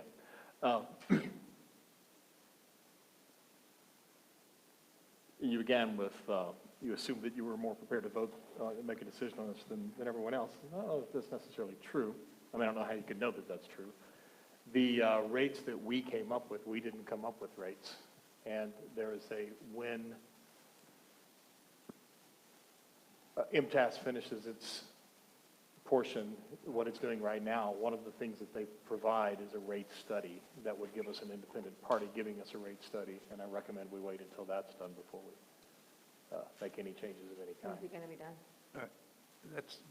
That's not true, again. What's I not hate to true? always correct. We did come up with rates. Where? I presented them and put them into record 2 regular meetings before. That's not when you we, guys that asked. is not we coming up with rates, Chris. It was us sitting around, the people who were involved in the negotiations, that came up with rates. When I said we, that's what I meant. But you looked at them, right? Do you agree with them? Did you study them? Are you talking, may I? Yes. You're talking about the rates that were projected if we kept. Based on the Right. contracts and the rates that were on the contracts and everything else, yes. The rates that are there, there were projections if we keep the utility. Correct. Those came from me being asked what my thoughts were and how I thought it looked. They are based on what I felt we would need to generate the funds to finance what we would need to do moving forward. Correct. They're not the result of a rate study, and I am not an expert in that field, so I don't want those to be taken out of context, just like the presentation on what do I think it looks like if we keep the system. I think we're going to have to look at professional management. I think we're going to have to look at increased salaries, those things, Right. and these rates were the same thing. I know what we generate based on our current rates, and I know what kind of expenses we're probably looking at, and I looked at where we would have to set the rates to take a fairly aggressive and long-term approach to taking care of the system without having to go into long-term, at least long-term, and perhaps even avoiding short-term debt. That's how that came about. So those are all something that someone who manages a system, which we do now, would take into consideration when you set rates, right?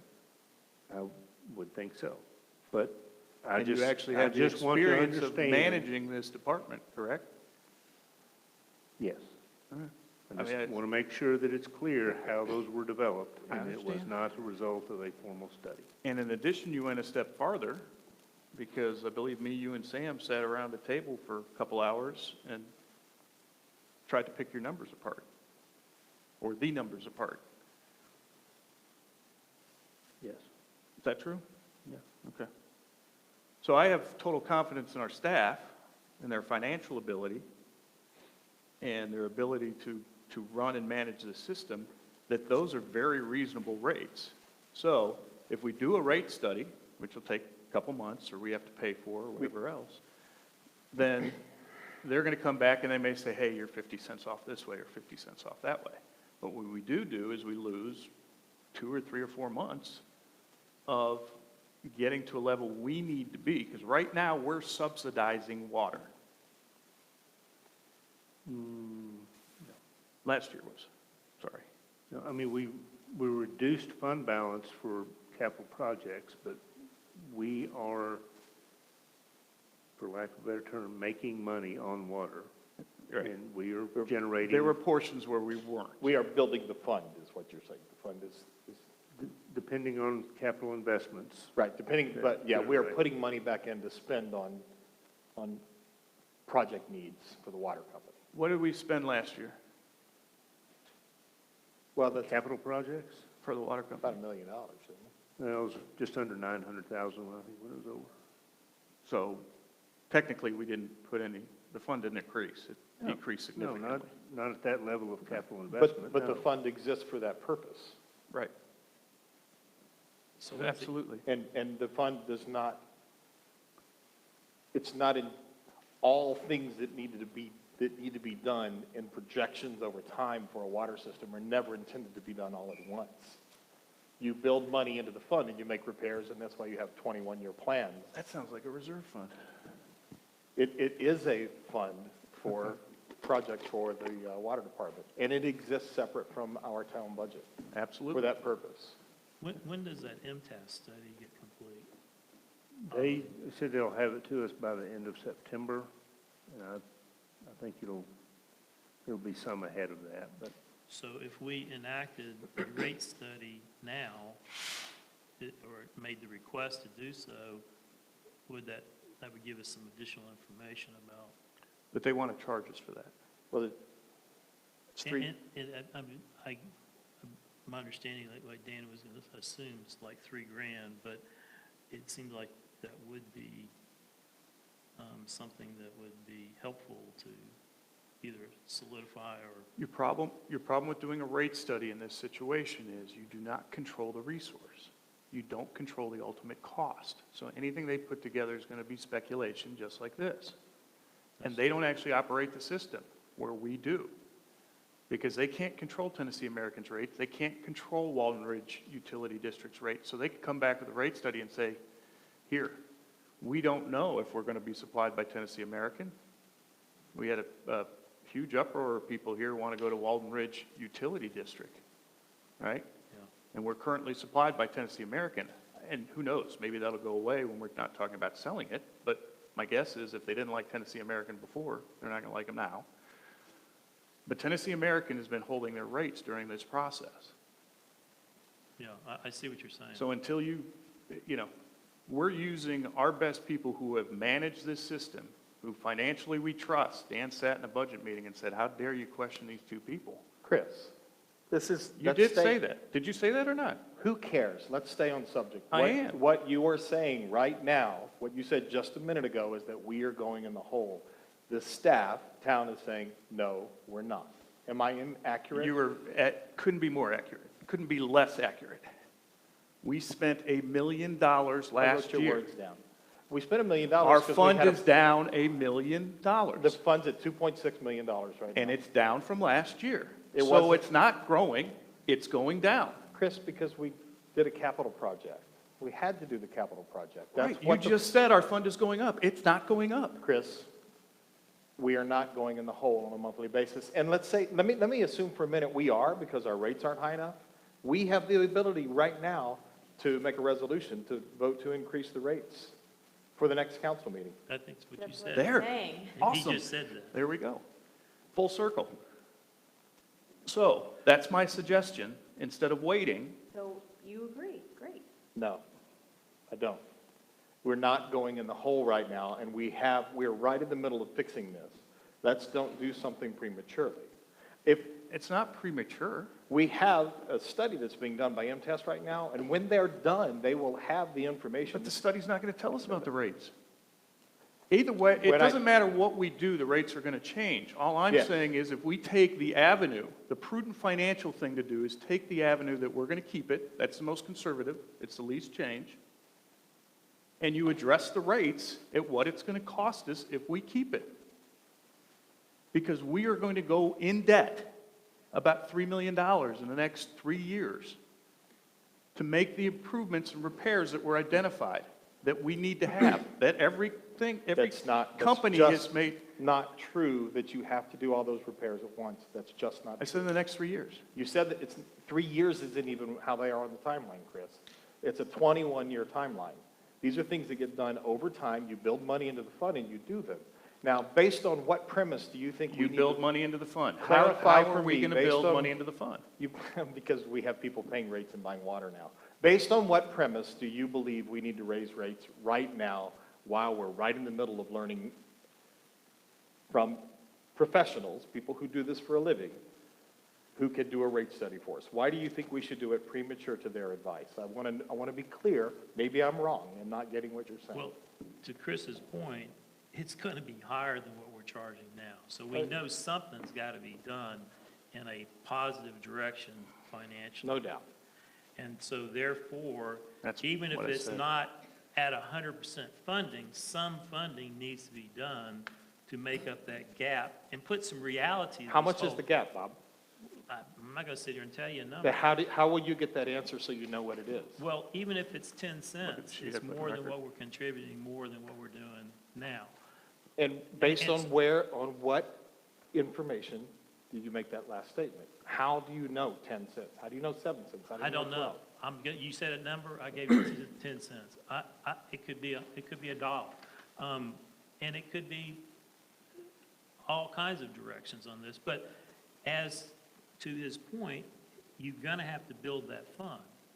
And the sooner you start to build the fund, the better off you are than coming in 6 months or a year down the road where you've got to even charge more, even if it's a little bit now. I don't know. I think it's a good question to bring up, to talk about this. And have a rate study done.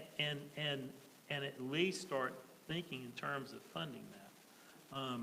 So I don't know at which timeline that kicks in at, but the sooner the better, whatever that might be. May I add something to the mix? One of the things we have to look at too, not only are we on a quarterly billing, which we anticipate no matter what happens, that's going to change. So you'll have that change.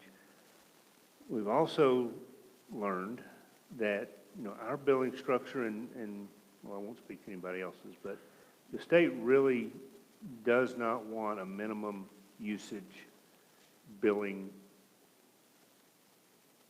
format, where you get for up to X gallons, it's going to cost you $30, because you're charging people a different rate on Yeah, based on how much they Right. use, the So lower if people are paying. somebody uses 2,000 gallons and somebody uses 3,000 gallons, yet they get charged the same thing because it's under the minimum usage.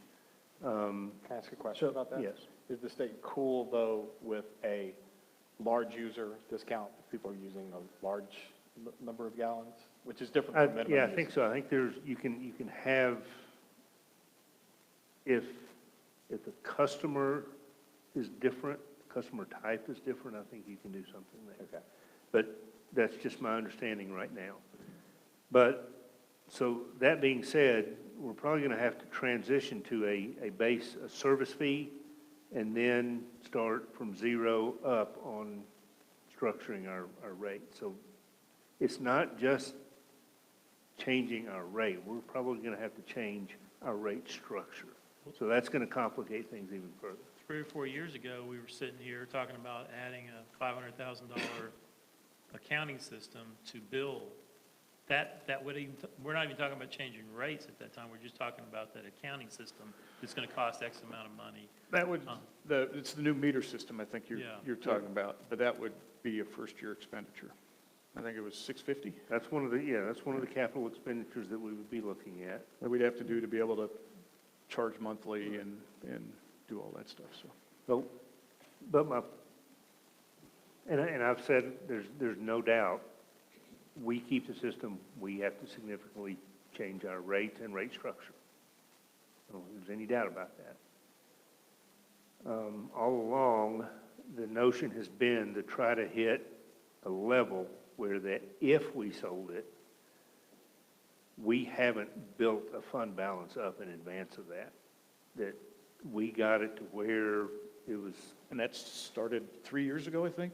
Right. Is why we did that's- increase I mean, that's because of one that? of the things that I do know that, when MTS looks at it, and the statement that was made is, y'all are fine, but you're at a point where you're at a turning point.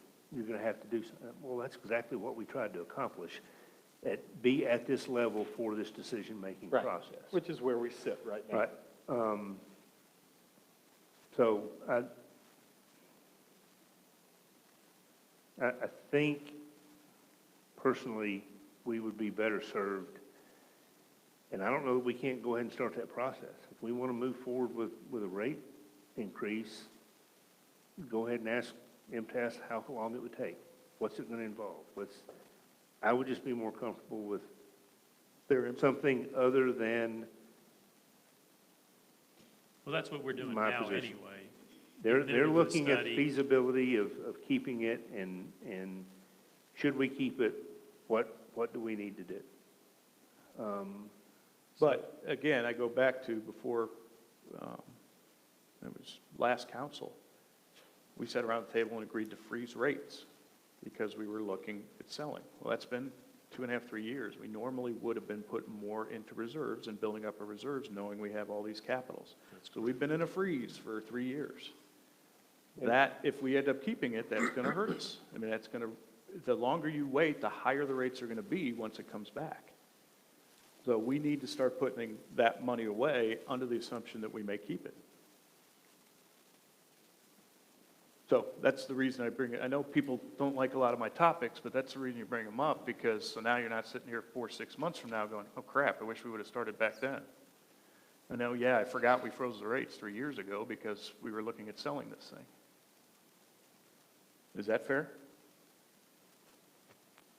Or was it more than 3 years ago? I think that's ballpark. Yeah. But the fact that we've held this position for 3 years, I think as much as anything speaks to the fact that another couple months isn't going to make a tremendous difference. But I do agree, bringing it up, discussing it now is better than Well, waiting I a mean, few more months. there's no doubt that this is something we're going to have to do. Right. And if we want to be in a position to do it sooner rather than later, if we keep the system, let's get the process started. But I do think the process needs to involve something other than my recommendations, because they really weren't recommendations, they were projections based on what I had to work with. And the only problem with going to them now with a rate study is that until a determination is really made on the sale of the system, you're not going to know what you're being charged by Tennessee American, because they've held the rates as well. I don't think they've held them for the full 3 years, have they? Mm-hmm. Yeah, when we started. And I guarantee you, once this goes one way or another, those rates aren't going to, we're going to get back up to market. So I think if you go get a rate study right now, it's Yeah, I see what you're saying. it's as good as Boyd or myself coming up with one, because you're not going to have what Tennessee American or Weldon Ridge is actually going to charge you. That's the only catch-22 in the process. I guess we could ask them. I think if you have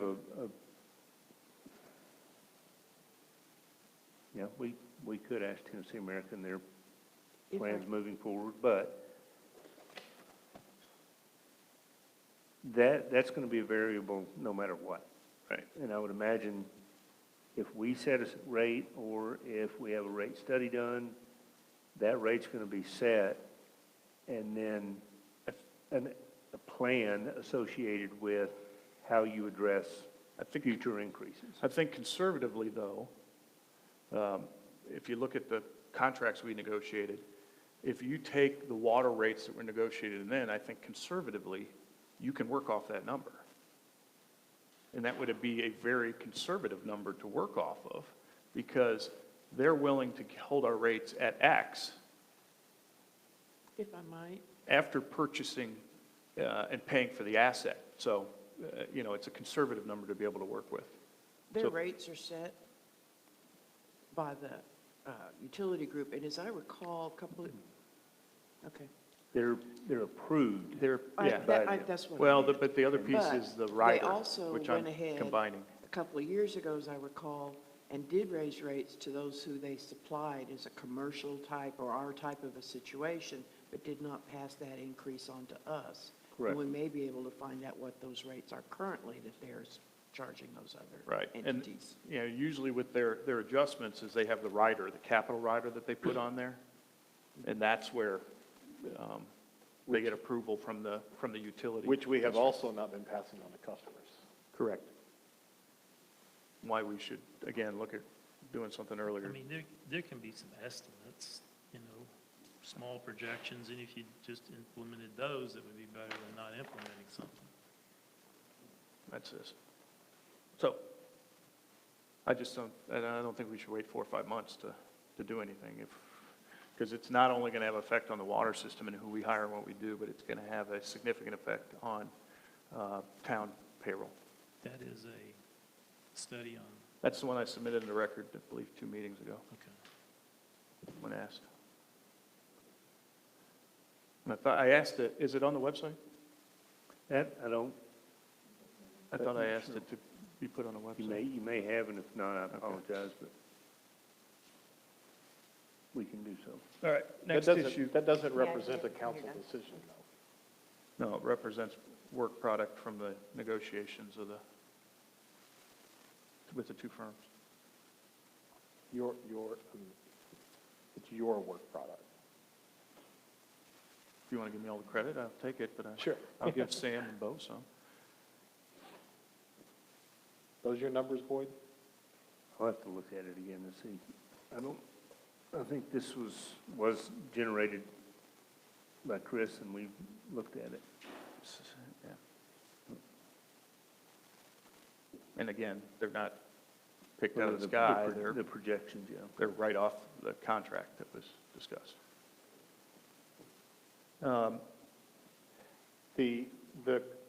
In those numbers, the repairs that are being done do seem picked out of the sky because it has everything being paid for, like right now, like all the repairs that need to be made. Just, I mean, maybe we don't want to do this right now, but matter of fact, I'd love to have a special meeting where we do nothing but look at your numbers if you'd like to do that. Are you talking about the presentation I gave? No. I'm talking about the numbers on Chris's sheet. That's where It assumes that we fix everything right now. And that's not the way things are done. They're fixed over 21 years. And some of the repairs aren't scheduled to be done right now anyway. So all of the money to do all of the repairs does not have to come in right now. So there's a lot that needs to be, anyone's numbers, if I came to you with a spreadsheet, I would expect you guys to scrutinize it, and just because that's what you do when we're dealing with something Yeah, this. Again, that's why I gave it to When you you all. say 21 years, that was done, what, how long ago? 10, when that study Yeah. came out, what was the year it came out?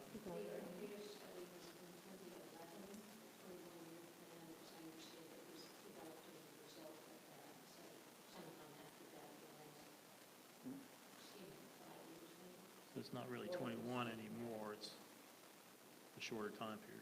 Right.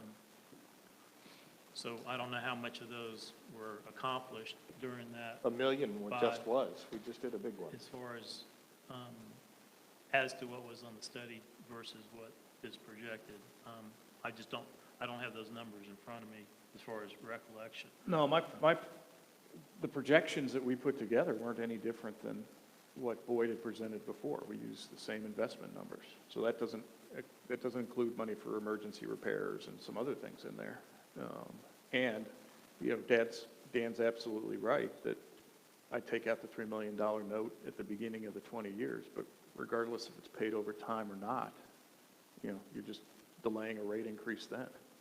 So it's the average that is the important piece of it, knowing where you have to be and when we get back to the level of reserves we'd be now. So, again, I don't think we're doing our duty if we don't start at least addressing those issues. I've provided you guys those numbers in the contracts. If you guys have, again, please scrutinize them. I haven't heard feedback from anybody on it, so please scrutinize them and let me know I'm your not allowed thoughts. to talk to you about that, because it's something coming before the council. As I said a minute ago, if you would like to call a special meeting where we do nothing but look at your numbers, I'm in, and that would be a public meeting, and everyone could attend it, and Why don't you, citizens could help why and don't ask you go questions. through it and do some homework and look at it and then send it to Boyd? And then Boyd can get it to me, because that you can do. Here are problems I have with the numbers that you, Sam, Actually, and you do Boyd have to put be together. careful, yeah. That is, right? Or what, I'm not an attorney. I know. Yeah. So that it doesn't appear that anything is right. Right. Yeah, well, and also, this is, you sell the water company, you keep the water company, whatever you do, it's forever. This is a huge decision. There's not a more public decision. And that we'll that make. has not come up in this whole question. I'm saying make the assumption we're keeping it. We're going to, No, I was assuming speaking we're what waiting for Amy said. MTS. And I agree with what Amy said. That's why all this should be very, very public. That's all. and another reason it Yeah. should be very conservative in your thinking. And it's not conservative to undercharge when you know you're going to have these expenditures coming down the pike. Yep. It's easy to kick the can down the road for future councils too, though. But I don't think that's our duty. Well, right now, the thing that we're doing is, we've spent a lot of person hours working on this from staff and from other people, and now we've got MTS working on it, and the potential for an MTS rate study, which the council would have to vote on whether or not we do. But that's not kicking the can down the road. That's doing everything that can be done. Well, not necessarily. I mean, Yeah, there are some basic projections that need to be met. Then you can meet those basic projections. You can tailor them with the additional information as it comes in, but there has to be something that actually goes forward to increase that amount, because we know that it's been deficient. We've all discussed it's been deficient for a while. So, I mean, I have no problems with making some base assumptions based on, I mean, we are the owners of it, and we're the operators of it, so we've been running it for 93 years, or whatever that arrangement's been, and so we do have some ideas on projections of what it takes to run that, and go from there, because we have been setting rates along with American Water for a long, long time. Is that a fair statement? Because we've been working with our water supplier and making all these projections for a long time. Every year, this council approves a rate during the budgeting process, correct? By way of revenue projections, yes. Anything else on that? All right. I would not like that to get lost, because I think that's important, not to hold off too long. Police and fire retirement. I don't know if this has come up with this council. It came up earlier, but we are in, help me, Boyd, TCRS, all right? And it's something that the police and fire agreed to a man to join about 10 years ago? No. Less than that. The town as a whole is in the Tennessee Consolidated Retirement System. Several years ago, I don't remember exactly, a new plan within that system was introduced by law. It was a public safety plan. And the fire and police asked, and the town agreed to enter into that plan for the fire and policemen. It's called the Bridge Plan. It provides an additional benefit. You can retire at 55 if you have 25 years of service, and then there's an additional benefit between 55 and 62 to bridge up to early Social Security. But you are required to retire. Officers and firefighters are required to retire at 60. That's one of the stipulations. It's 60. At Okay. 60. If you're at least 50% administrative, you can stay to 62. If you're a chief, there's no mandatory requirement. I had a couple of police guys approach me and talk about it. That's why I'm bringing it And I didn't understand the full thing until I sat down with Boyd and got all the information. So what we're saying, we have a couple retirements coming up, so guys that have been here 20 years are going to be stepping back, but they're not eligible for health care anywhere for the 2-3 years until they hit Medicare. What is it when you get older? Somebody help me. Medicaid? Medicare. So they're not eligible for Medicare during that time that they're forced into retirement, into a forced retirement. But the fact that every single one of them voted to go on that program that gave you an additional benefit during the bridge time, and those are some of the folks that are coming up to be retiring. Once I heard that, I don't think this council needs to do anything about it, but my concern originally was, are we taking care of these people who have taken care of us for so long, for 20 years, by kicking them to the curb and not having health care, but by them voting? I think what we'll see in the future is for the TCRS, is you're going to have a group of folks who didn't get to make that decision coming up, going through the system. So I think at that time, you might have people a little up in arms asking for a change. Maybe. One of the things that we have done is that when we entered the state insurance system, they allow employees to continue insurance after they retire. Town opted to allow that. But these guys purposely went a different direction though, right? No. Okay. The ones who were retiring or coming up to retirement can stay on the state retirement system, but they have to pay the full premium. But they can get the insurance at the state group rate.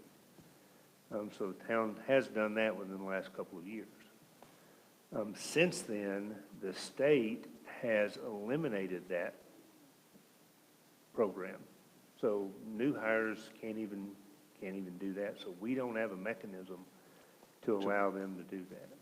So, and again, I'm not arguing it would be great to be able to provide insurance to retirees.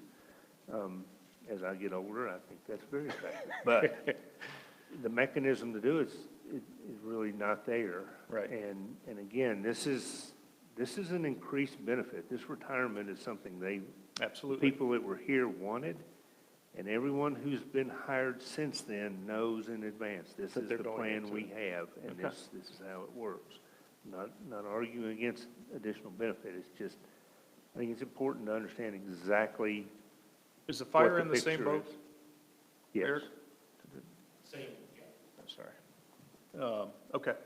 I just wanted to make aware of it if you hear anything, but I found it very interesting. And I wanted to commend Boyd, Sam, Carol, the staff, because we've been able to sit around a lot of these meetings and talk about grants we won. And I think it was this council's initiative 2 years ago to create Sam's position, to help free Boyd up a little. So he's doing RFPs and RFQs, and he's filling out grants. We've had, if you look at the fire, if you look at James Boulevard, if you look at the Marion Driver, we've had millions of dollars in grants we've won just in the last 2 years. So I wanted to commend staff and this council for having the initiative to create that position. And those are beyond Sam. I mean, the department heads, especially Loretta. Absolutely. And I didn't mean and to. Eric and. I'm not trying to hold anybody out, but I think it was a good decision to have free up to get that done. And one thing, if you don't mind, please. Well, it's back on my mind. I got sidetracked earlier and didn't touch on. Jennifer Williams, that was our staff planner through the development district, has taken a position with Oak Ridge and left. So we have a new Brian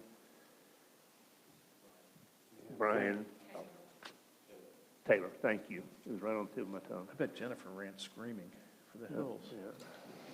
She was great.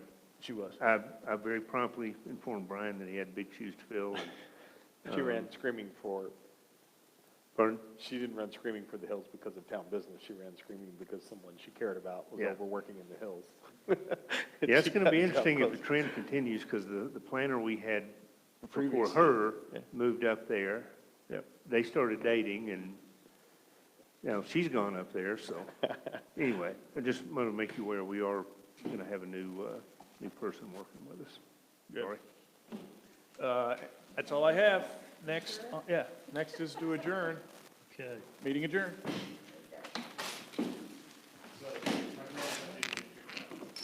Didn't? Oh, no.